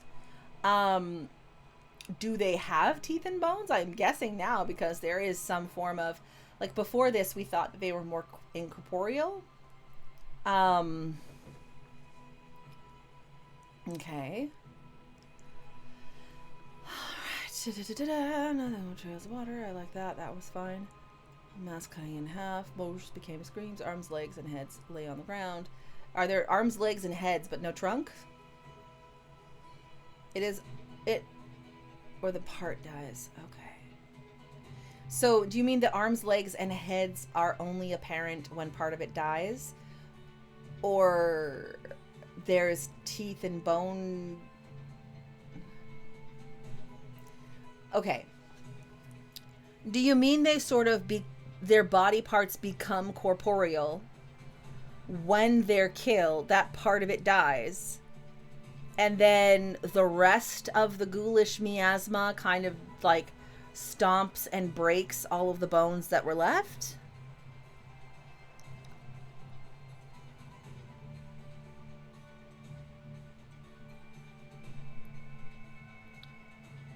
Okay, a little bit more clarity there. I'm having to stretch my mind to see it. Especially when I don't know which teeth and bone were being broken and how all this works. Haruki danced again, the same movements, the same slash hit the onslaught, but this time it traveled further and cut down more enemies. The monsters showed no hesitation or remorse for their comrades. None was expected. Even with the impressive showing, they were getting closer and closer to Haruki. He swung a different dance. 2 swift slashes emerged, each as powerful as the ones before. I take those out as much as I can. They crashed into the enemy in great succession. As the slashes cut down the fronts of the shadow, parts separated from the mass and darted into the trees. Parts of the mass? Or parts of the slashes? I'm unclear. Okay, let's make sure you identify that is parts of the mass, not parts of the slashes kind of like going into the mass and then diverting in some form of way. The only reason I make that distinction too is just because, you know, we've got magic in place, so maybe a slash can separate itself and go in a different direction, you know? Alright. A moment later, they encircled Haruki. His eyes followed their maneuver. After another swirl, he bent his knees. Just as the dark arms grabbed for him, he jumped. Pockets of energy forming into water followed him. Okay. Pockets of energy forming into water followed him. Okay. The sheer force of water that followed, again, we've got followed and followed. We want to watch those repetitions. We don't want words like followed, following, after another follow the sentence later. Okay. That's it followed his ascension. The sheer force of water that followed his ascension tore the circle of ghouls and a few more in the column's front to bits. Like a rain of bullets had rained down on them. Again, we've got that repetition. A rain of bullets rained down. Like a rain of bullets down on them. Or just like a rain of bullets. You can just get rid of this completely, and the sentence would still live. Haruki's grace was on display. He held the form in the air. Cloudburst. What does it mean he held the form in the air? Do you mean he is posing while somehow floating in the air? Is he like... Pacha!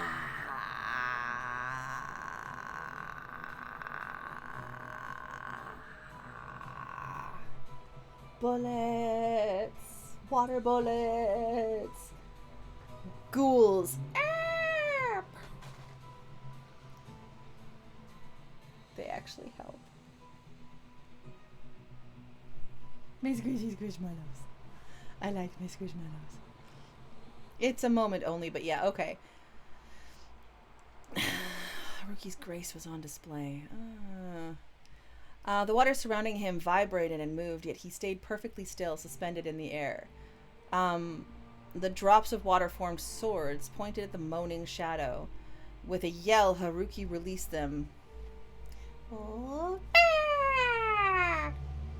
Sorry, I know Haruki's a lot more dignified than that, but... crashing down, they wreaked havoc on the screeching creatures. Okay. Haruki's grace was on display. He held the form in the air. Again, what we've got here is a situation where you're writing several sentences that all explain the same idea. So, Haruki's grace being on display, you can take that concept of grace and add it to the water surrounding him vibrated and moved, yet he stayed perfectly still, gracefully suspended in air. And then you still get that sense of grace, and then you don't need to put this which seems almost like something that you would put in order to prepare a comic panel or something like that. So you could just stop it, computer. There we go. You could just do that. Not you. He held the so like a rain of bullets. He held the form in the air. Cloudburst. The water surrounding him vibrated and moved, yet he stayed perfectly still. And then again, we've got he held the form in the air. Hey, Raven! How's it going? Oh, it's going all right. We are reviewing. Oh my goodness, we didn't even put the name of the person that's the work by. Is the scared one. Da da da da da da da. There we go. We are looking at the work of the scared one right now. We are looking at it for kind of theme and pacing. Not grammar yet, just because this is a work of ESL and they're working on more structural things first. Yeah, it is right now a what I would consider, and I mean correct me please if I'm wrong, the scared one, but something more anime inspired. It's making me feel. I'm getting some Rurouni Kenshin vibes. If anybody even remembers, whoever's in the hot seat, they are the scared one. I mean, the scared one, this is their first time being critiqued on me, and they were like, yeah, just rip me apart. I'm like,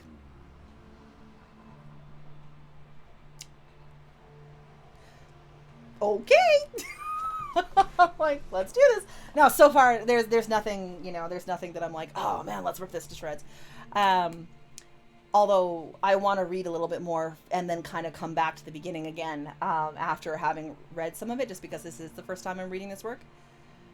Yeah, it is scary. You're right, Raven. It is always scary. I mean, we were talking about this earlier too, and we were talking about it during We Aren't Dead Yet, which is the podcast that I do with Daz and Emily every Thursday morning. Shout out to We Aren't Dead Yet. You can see that over on Emily's channel. And then there is a YouTube channel as well to watch VODs. Emily can feel free to link those things. But like, even when you finish the editing process, you've gone through all this stuff and you're releasing the book like I am doing for Char and Dash this July 31st, it's fucking terrifying, dude. Like, holy crap, like, pardon my language, but I think that if you're not feeling some form of tummy wumbles when it comes to releasing your work, like, oy, that's this level of confidence I don't know if I possessed. There's always going to be somebody that's like, hey, thanks, Em. And we need to get like the short keys for Wadi, I think, going on with the Nightbot. But so like getting critique or being reviewed is scary. Like it can be worrisome if you're not at least spending a second and a half being like, oh, is this gonna turn out great? Is this reviewer gonna understand what I was doing?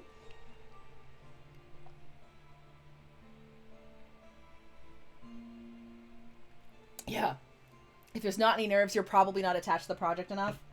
I would also say you're probably not realistic enough. Oy. Okay. So far, there are some pacing issues. This is kind of coming a bit slow.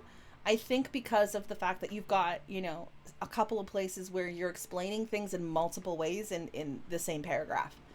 I know you're trying to set the tone. I think you are setting the tone. I think especially in the first couple of paragraphs, the shadows are incredibly confusing, and we don't really start to understand what the shadows are until they're interacting with Haruki, which makes me then question whether you should start with they came from the shadow, in a way they were the shadow, just awake. I think starting at a slightly different place, maybe starting with that frame of Haruki and Haruki's experience with nature, the fresh evening with a brightly moonlit sky and gentle breeze, like establishing the night before we establish the shadows that are encroaching and about to try and destroy that beautiful place. I think that's probably going to be a little bit, hey, Doob, if you're not crying every time Sapha suggests you delete a word, sentence, or whole paragraph. Doob!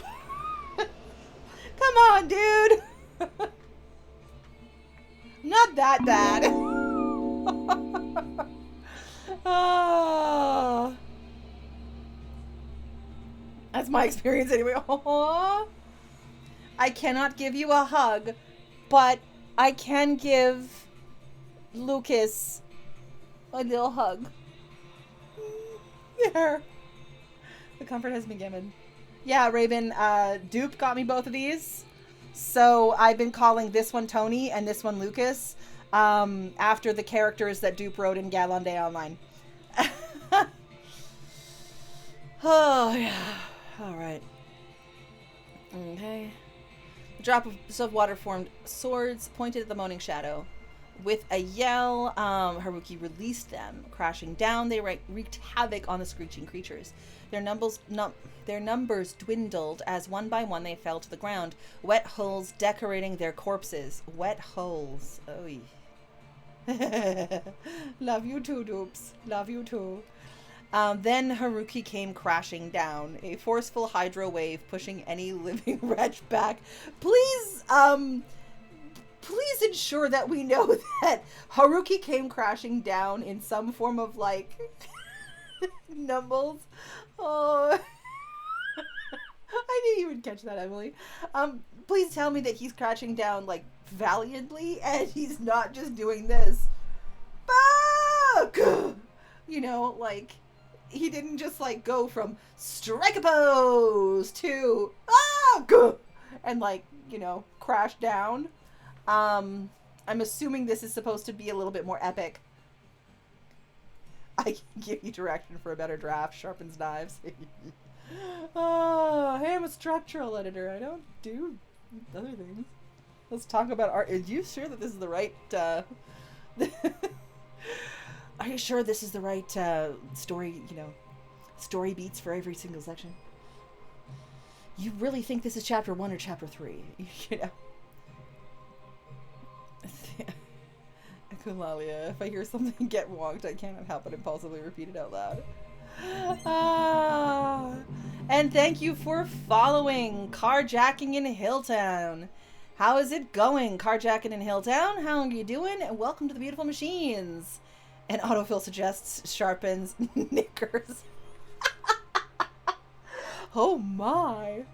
Ah, hello, what's this right here? Okay, hello, what we are doing right now is we are critiquing. Hello, my name is Sapha Burnell. I am the author of multiple books and editor of many. I work as a structural editor for a small press which focuses on science fiction and fantasy, both poetry and prose. And every Tuesday and Thursday, I offer just, you know, my eye to looking at people's prose and poetry here on Twitch.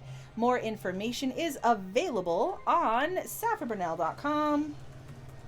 This explains what we're doing here. That is the workshop stuff. And right now we were looking at the work of the Scared One. It is some form of fantasy, and so far there are ghoulish shadow demon creatures. That sounds like something I'm kidding. Good. What are you working on? What are you working on?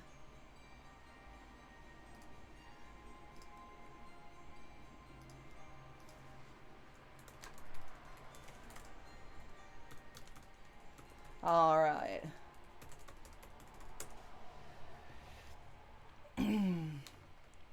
Okay, we're gonna keep going here in just a second. All right. And we're gonna return.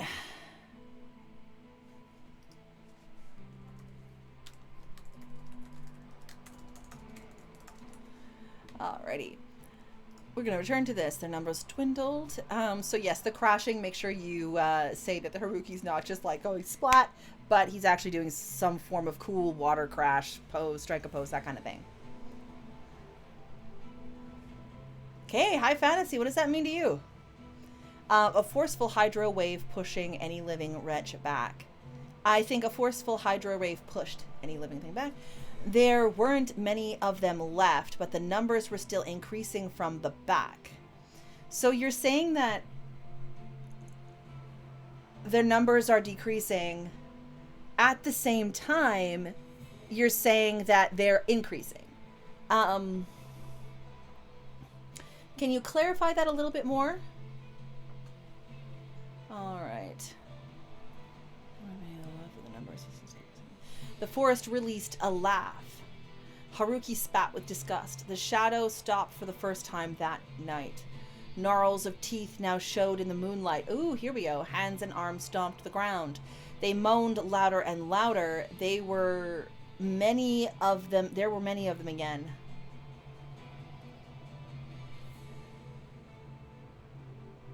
Yeah.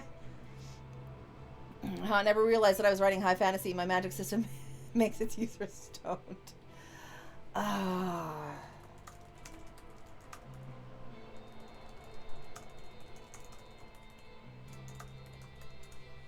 All right. Okay, now we're starting to get into a little bit more confusion here. Okay, there weren't many of them left. The numbers were still increasing for the back. The forest released a laugh. Okay. I think, too, whatever you do with this sentence, I would also potentially take it and tack it onto this paragraph here, so that you can start this one with the forest released a laugh. Because when I'm starting a new paragraph, I want something really kind of impactful right at the beginning to get me going.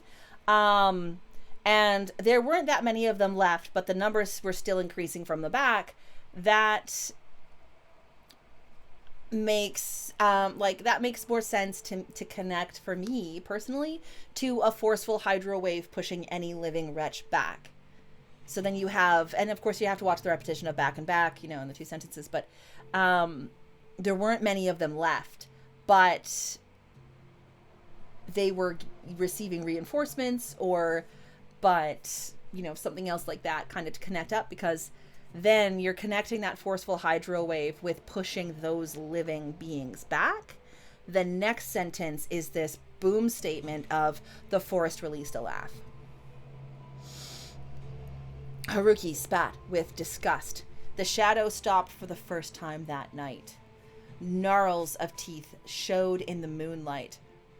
Now showed in the moonlight, I guess that's fine too, but this hands and arms stomped the ground. Which hands and arms are stomping the ground? Is it the gnarling teeth?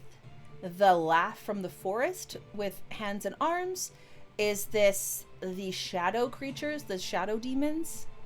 Now this is where I'm starting to get a little bit confused. I don't know whose hands and arms stomped the ground. 3 green and a red, and you have landfall and 2 elves with haste.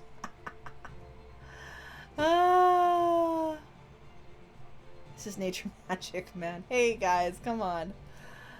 Be good. All right. Okay, they moaned louder and louder. And again, who's they? We've got shadow demons, we've got Haruki, and we've got the laughter.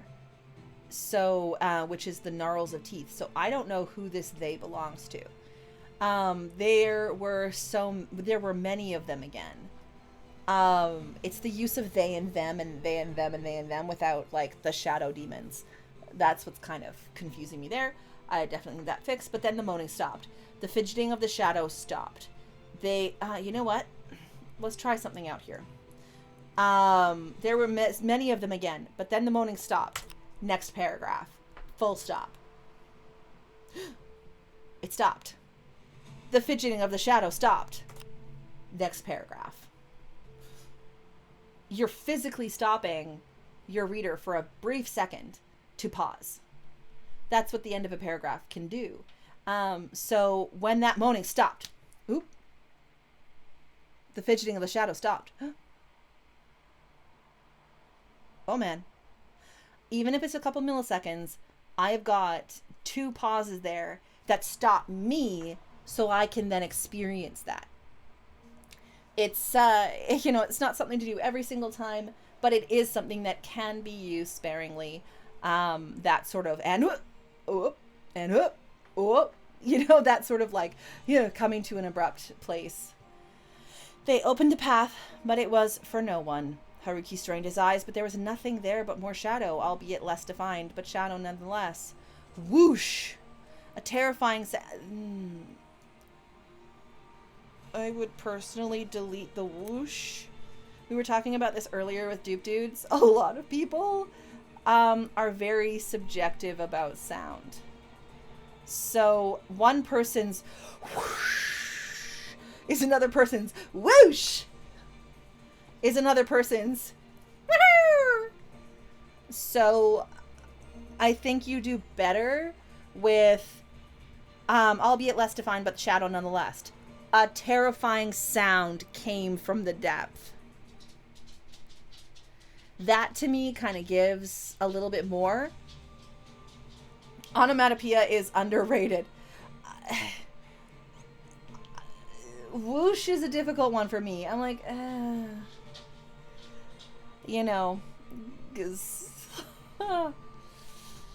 I think a terrifying sound, when I think of whoosh, I think of like whoosh, or like wind going through the trees, or it is also hard to use it. And again, it's that moment of realization that, especially now more than ever in history, we are such a global community of readers. And so something which in the past was written for a specific dialect or a specific use of the English language, where people would kind of understand certain things, now you're at the mercy of where that person is from. It's the same thing with idiomatic speech. It's the same thing with cliches. It's the same thing with certain sounds. And like, you know, like depending on where you're from in the world, a rooster goes roo-coo-coo-coo-coo-coo. In other places in the world, a rooster will go like, what is that? The American one, like the cockle-doodle-doo, which is like, but when you're used to hearing that roo-coo-coo-coo-coo-coo, roo-coo-coo, and then instead it's like, oh no, that's not what a, you know, yeah, exactly, meow, meow, meow, meow, yeah, you know, it's exactly like that. So I tend to remove a lot of onomatopoeias when I see them, unless they are done really well. Emily says, I say leave it to the reader's imagination when I read insert whoosh sound as a sound designer for content. It can be anything from a punch to wind through branches to dropping something to a quick shuffle. And whatever the Russian cat in Batman did. Oh my goodness. Okay, I've been binge watching. I've literally been binge watching the last few days Batman the animated series. Childhood. It's felt so good. Okay, so Raven says, in Spanish, I think roosters say tatiati. Yeah, tatiati. Yeah, it's so, you know, if you can't even decide on what an animal sounds like, how do you know what a whoosh is? Yeah, we had this too. There was a manuscript that I edited. Actually, it's now a book called Sky Tracer by Hayden Moore. If you're into fantasy with violent warrior chicks, you know, taking names and riding dragons, Sky Tracer is for you. And there's this one group of people that make this like war cry noise, but in the beginning, Hayden actually wrote out the war cry noise. And it was like, oh, in the beginning it was like, that is really, really close to like the sound of a little comedy animal that I would hear in Norway. Like in some like little kid songs and things like that. And like during Midsummer when we do some of the dances and you do like the frog dance where you're like, the frog doesn't have any ears or a tail. The frog goes hop, hop, hop, but you're doing it in Norwegian and it's just different. And so you have these like funny little happy noises, and the battle cry ended up looking like that. And I was like, oh, like, not as terrifying as I would have expected. And so we ended up kind of modifying it a little bit so that, you know, hi babe, so that it made more sense. But that was just another one of those things. It was, well, I just wanted to have this sense of sound. I was like, well, what sound are you thinking? And he's like, oh, well, this. I'm like, well, if you're not writing that sound out phonetically in a way that people can understand, they might get it wrong. And instead of being terrified by these reapers who are going around stealing children and sacrificing them to the goddess in the tree, then they might think you're doing this little like, and the frog does a dance and and you're like, oh, okay, that's terrifying in a different way. It just really is. Anyway, in case anyone wants to see, I'm gonna click on that just for now. Oh, yes, I will click on that later. That is my long-winded explanation as to why writing sounds out and using automatopoeia can be a little bit of something that needs to be done with a grain of salt. A bolt of darkness shot out for Haruki. He quickly blocked with his blade, streams of water supplementing the defense. The dark blur bounced off and fell to the ground between him and the rest of the shadow. Water swirled around Haruki's blade. He felt them, shards of ice swirling. And again, we've got swirl and swirled, so we want to watch on that. Along with his... Wait. Okay. Water swirled around Haruki's blade. He felt them, shards of ice, along with, I would say here, the water, not his water, because in some places, his water means urine. And that's not what you mean here. The cold shadow projectile took on a form. A single strand of darkness connected it to the mass. They began moaning again. The trees laughed again. Haruki spat on the ground once more. Okay, hold on. What is... They opened a path, but it was for no one. Haruki strained his eyes, but there was nothing there but more shadow, albeit less defined, but shadow nonetheless. Okay? A terrifying sound came from the depth. A bolt of darkness shot out for Haruki. He quickly blocked with his blade. I'm not, I think you can take out quickly if you wanted, but, adverbs. I tend to take out as many as possible, leaving only a handful in a manuscript. Like, once in a while, having an adverb's not going to kill you, but I tend to remove as many as I can. He quickly blocked it with his blade, streams of water supplementing the defense, okay? The dark blur bounced off and fell to the ground between him and the rest of the shadow. Water swirled around Haruki's blade. He felt them, shards of ice. So he felt them as in the shards of ice, not the shadow demons, not this new kind of laughing person, but he felt the shards of ice swirling with the water. So the cold shadow projectile took on form. So, okay. You see how this is just a little confusing when you're using them and they a lot, and you have multiple different characters and multiple different things that you're using them for. You need to be a little bit more clear here and more precise because, again, this is fantasy, so it could go in a myriad of different ways. The cold shadow projectile took on a form. So at first I was like, okay, wait a minute. Is he creating the shards of ice? Or are the shards of ice something cold and nebulous? I mean, here the cold shadow projectile took on a form. So I kind of want to connect a little bit quicker, even if it's just a sentence. A single strand of darkness connected it to the mass. They began moaning again. The trees laughed again. Haruki spat on the ground once more. A hooded horseman, utterly black, stood before Haruki. The only part not darkened was a silver sword it held with 2 fingers like a toothpick. Oh my goodness. So Night Skeptic said, I can't remember if it was the Russian dub or the Israeli dub where they went through 6 Jokers because they kept trying to be Mark Hamill. My wife went through a handful of boyfriends for the same reason.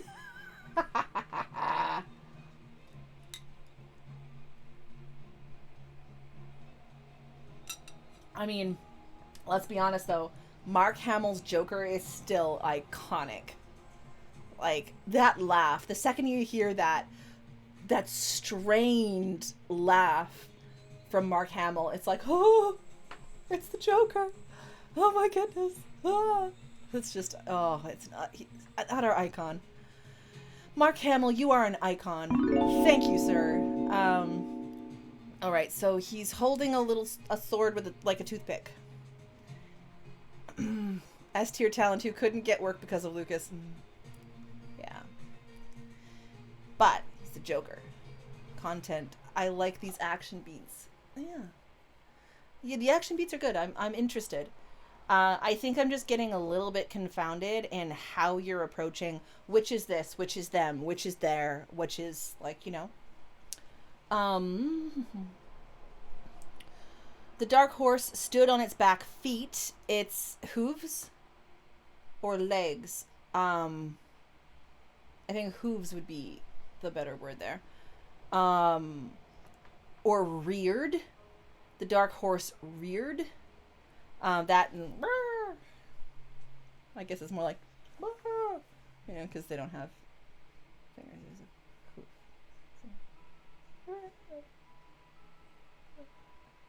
I'm an author. Yeah. Oh, absolutely. I hear you there, Night Skeptic. You are right on. I agree. Yeah. Horrid scream that they started for the Shrine Keeper. Okay, a horrid scream. Is this horrid scream something that is supposed to be reminiscent of a horse? Or, you know, you get those whinnies and neighs that a horse do. I can't do horse noises, so I'm not even going to try. Or is the horse going, bah! You know, is the horse literally just kind of going, bah! Or is the horse going like doing some form of whinny or a neigh or a nicker? Something about Joker Man, Hamill, Ledger, even Jack Nicholson. What a role. Oh, yeah. A shrill. Yeah, shrill, that would work. This scream sounds too human. And unless you are trying to say that this horse makes human noises, I suggest you use a word that is more indicative of a horse's sound. Sharp knickers, dude. That was Raven Wrights, everyone. Raven Wright said, sharp knickers. BoJack Horseman vibes. Oh no. All right. And they started for the Shrine Keeper. An answer came as a grunt and a slash of the cleaver. Metal met metal. I think, honestly, I would probably take that out. I think the stronger thing is they started for the Shrine Keeper. Metal met metal. Haruki released a wave from his sword. An answer came as a grunt and a slash. It's stopping me from the immediacy, so I would honestly just remove that completely and just go from the dark horse stood on his back, or like reared. The dark horse reared and released a horrid whinny, or, you know, insert word here. And they started for they galloped, you know, and then galloped for the Shrine Keeper. Metal met metal. Boom. More immediate. Haruki released a wave from his sword that pushed the horseman back. He followed it up with a ranged slash, the arc of water faster than any of the previous. Faster than any of the previous. I know this is something important for your choreography in your mind. I'm taking or leaving it on that phrase. Win me. Like, doesn't do a whole lot when I'm just reading it and trying to picture it in my own head. The hooded swordman met the slash with his blade, parting it. Behind it, creatures fell to the water. So parting it, again, you've got met the slash with his blade, parting his terrible death waiting.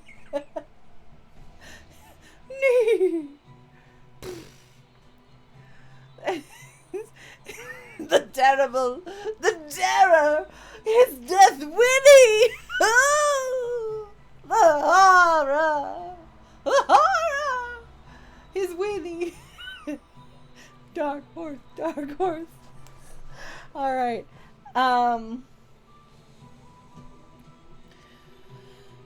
Again, here you're using it. I'm guessing the it is the slash, like the water that's being parted, and not Haruki's blade. Behind it, creatures fell to the water. Haruki released another slash. The hooded shadow jumped off its horse, the animal splitting in half from the cut. Ooh. Haruki's eyes concentrated on the hood, but in the dark night sky, it was hard to follow. Too hard. The horseless man was already on him. Haruki was cut down. Fighting the unconquerable pain, Haruki turned to look at his shrine. As the ghoul's arms and teeth grabbed at him one last time, he gazed at the place he was to protect, his view blocked by a black-hooded man and his blood-covered sword. Moans and laughs covered horrid sounds. Again, we've got covered and covered, so you want to watch on that? Yeah, there we go. My mouse works. Okay. The hooded man took only a moment to ponder the shrine, and then it turned to the oversized cleaver. It took it with 2 fingers, raising it with the ease of a feather. Allowing its own sword to fall to the ground, it brought the embedded gem up to where its face should have been. The its are slightly uncomfortable. Do we have... You're calling it a hooded man. Is there any reason you're saying it instead of he? When you've already declared gender by calling it the hooded man? Allowing its own sword to fall to the ground, it brought the embedded gem up to where its face should have been. The free hand extracted its fingers to the pulsing... The free hand extracted its fingers...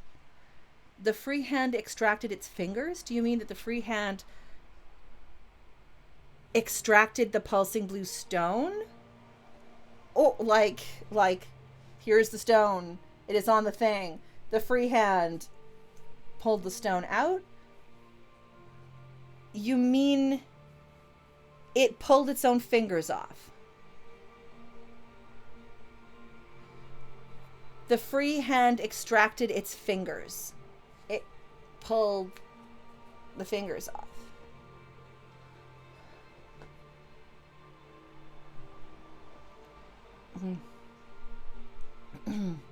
Just as it was about to touch it, the crystal cracked and its blue faded to a dull gray. Okay. Okay, that is all. We're gonna leave it at that chapter. More like extended. Okay. So, because yeah, this is definitely the wrong word here. Extracted is not the right word for what you're thinking. If you mean if you mean this hooded man was extending his fingers to the pulsing blue stone, that's different than... I don't even have anything that I can... oh, yeah. Like, I'm extracting this from its little case. I'm extracting the case. I'm removing the case. Like, okay. A couple of things. I'm less happy with the first sentence. Well, the first 2 sentences, the more I read of this. With how dynamic the shadows get later on, I feel like these 2 do them almost a disservice, and that you have better ways that you've explained it further on.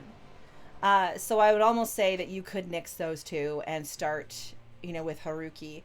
Seeing as how this is Haruki's kind of beginning and end for us, starting off with that sort of like, oh, is this the main character? Okay, hey, this is neat. Oh, wait, nope.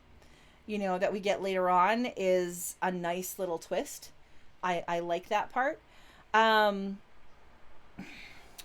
want to talk just briefly, and then I'm gonna close up for today. I'm gonna talk just very briefly, and again, there's more editors in this space right now that can also speak on this, but the choreography we have in our minds as writers versus the choreography that we can elicit in our readers' minds. So when we're writing fight scenes, or any scene that's highly choreographed, where you have, okay, this person goes over there, and then that person goes over there, and then that person does this, and that person does that, and that person's doing this, and then all of a sudden there's a horse that is rearing on its hind legs, and like you have a lot of action that's happening, and it's really easy for a lot of people to just kind of stage that in their minds, and okay, they did this and this, that, and they were like, and then he's in the air and he's all like, whoop-cha! And then, he's coming back down and he's doing it in specific ways. Well, that theater in your mind does not exist in your readers' heads unless it's on the page. So when writing fight scenes, we have to kind of play with that place where we give people enough as readers for them to understand what's going on, but not so much that we restrain them from being able to imagine it on their own. Because it's the same kind of idea that we have with dialect and, you know, even like the sound of a cat. You know, is it neon or is it meow or meow? You know, like, somebody might think a character looks a certain way. They might develop this image in their head. They might imagine, like, readers want to imagine this world. They want to immerse themselves in this world. So we have to give them enough that they can kind of picture in their own head and be like, oh man, I totally see it kind of like this. Or I totally see this, like, this shadow demon with all of these limbs kind of reminding me of like Princess Mononoke vibes. And that would be so cool. And you like, you have that kind of thing where they're like, oh yeah, that's really cool. And they've got, where somebody else is like, oh man, it's like a cloud from Looney Tunes where, you know, there's all the limbs and stuff that are kind of exiting the cloud and it's really fun and zany. Like, both of those people are responding to your material in slightly different ways, but it is the job of us authors to make sure that the important things that drive the plot and the character are exposed enough and explained enough that a lot of people will have the same kind of conclusion to those thoughts, to those things. Like, you know, oh gosh, what's a classic? You know, the Joker is bad. Batman is a hero. You can have a whole bunch of different people being like, actually, Batman's an anti-hero. Actually, Batman's only like, you know, you can play with it and things like that. But at the end of the day, Batman does not shoot the Joker dead in an episode of Batman the Animated Series. There are other Batman incarnations where something like that could happen. But in Batman the Animated Series from the 90s, Batman goes, captures him, and then, you know, takes Joker to Arkham Asylum. And that's kind of one of the ways that you can see that Batman is in that sort of heroic role. Yeah.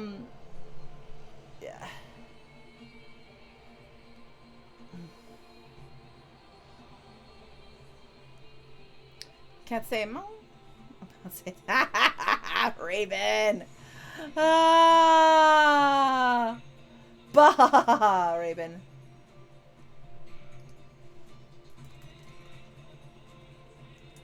Okay. All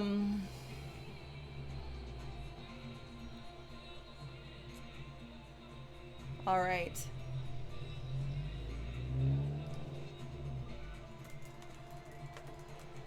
Actually, I think like dupe is a fairly... This is dupe. Even people in music are like doop-de-doop.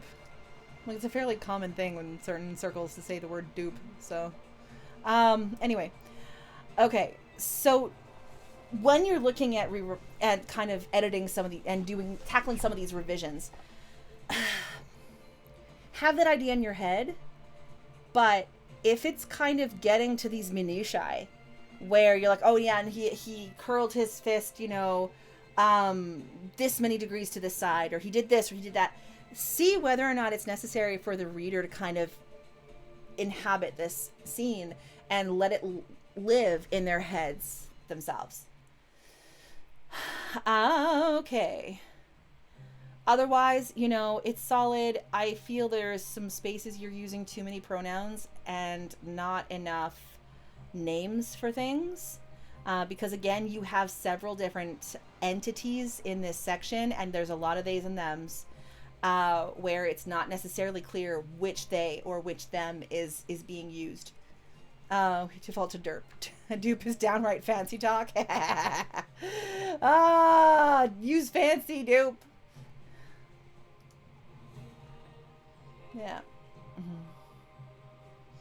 All right. Mm-hmm. Okay. So does that help at all? Is there anything else you want me to kind of go over? I thought the pacing wasn't too bad, but I was starting to get a little bit lost when I was like, wait, hold on. Oh, wait. Let's... Hold on. Every single place I went... Wait, hold on. Let's go back. What's this? Okay, what's that? You know, all of those places I would consider taking another look at and modifying a little bit.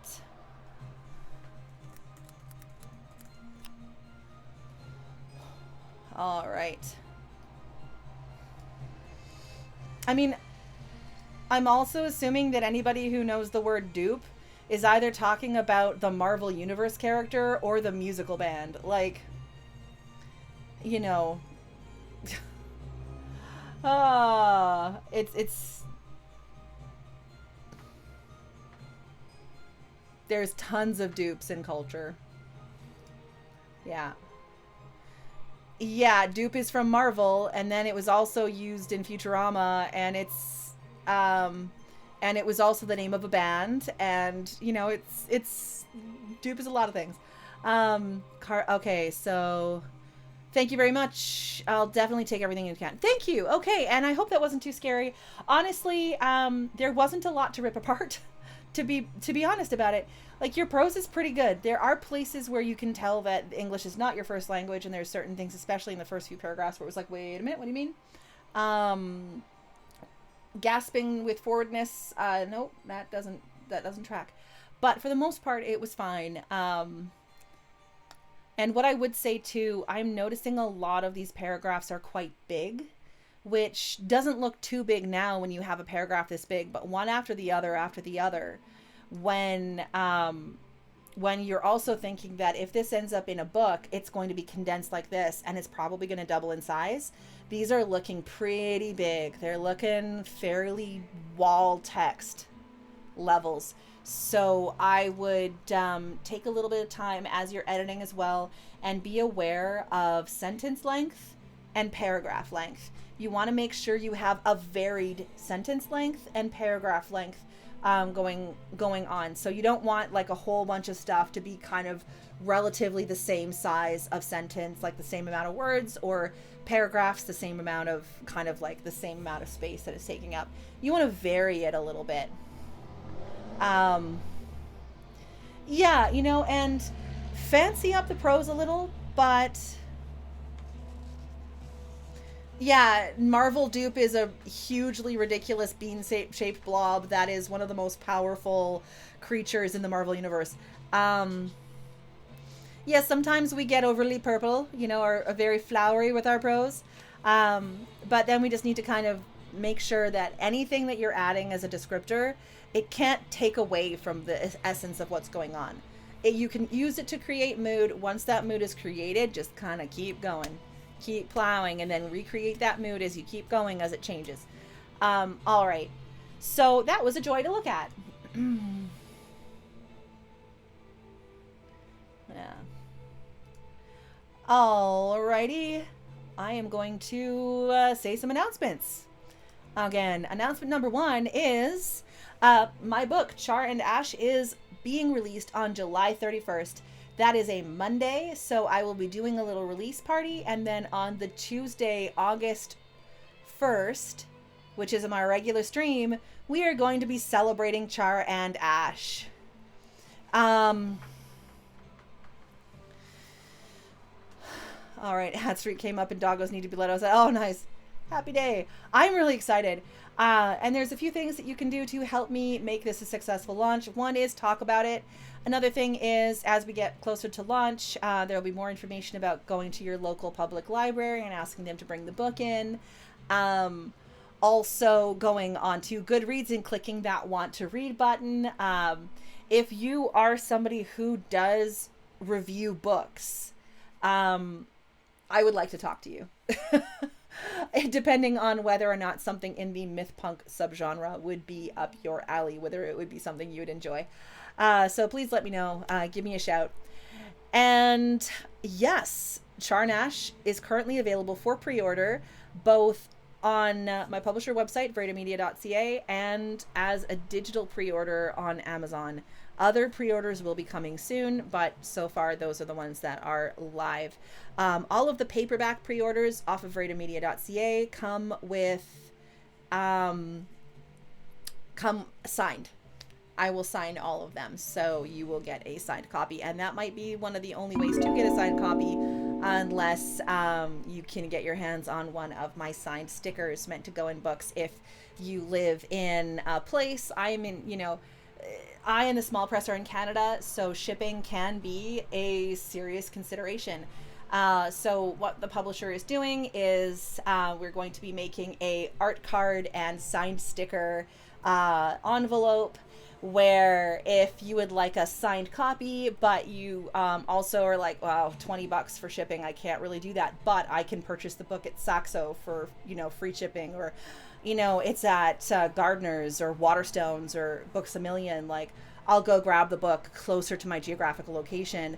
Then you can purchase the sticker and art card, which will give you my signature. All right. Yeah.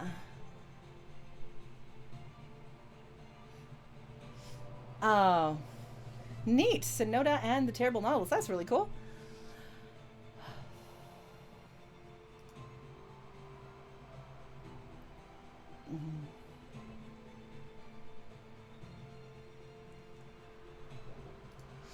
All right.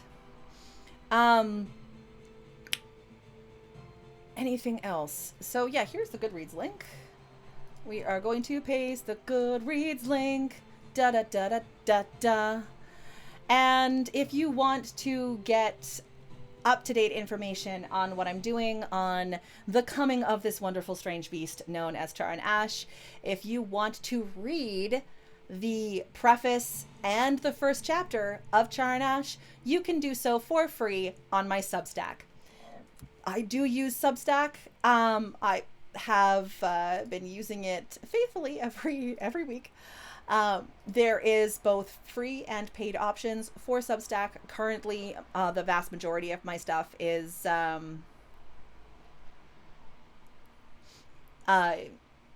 free on Substack and will remain so.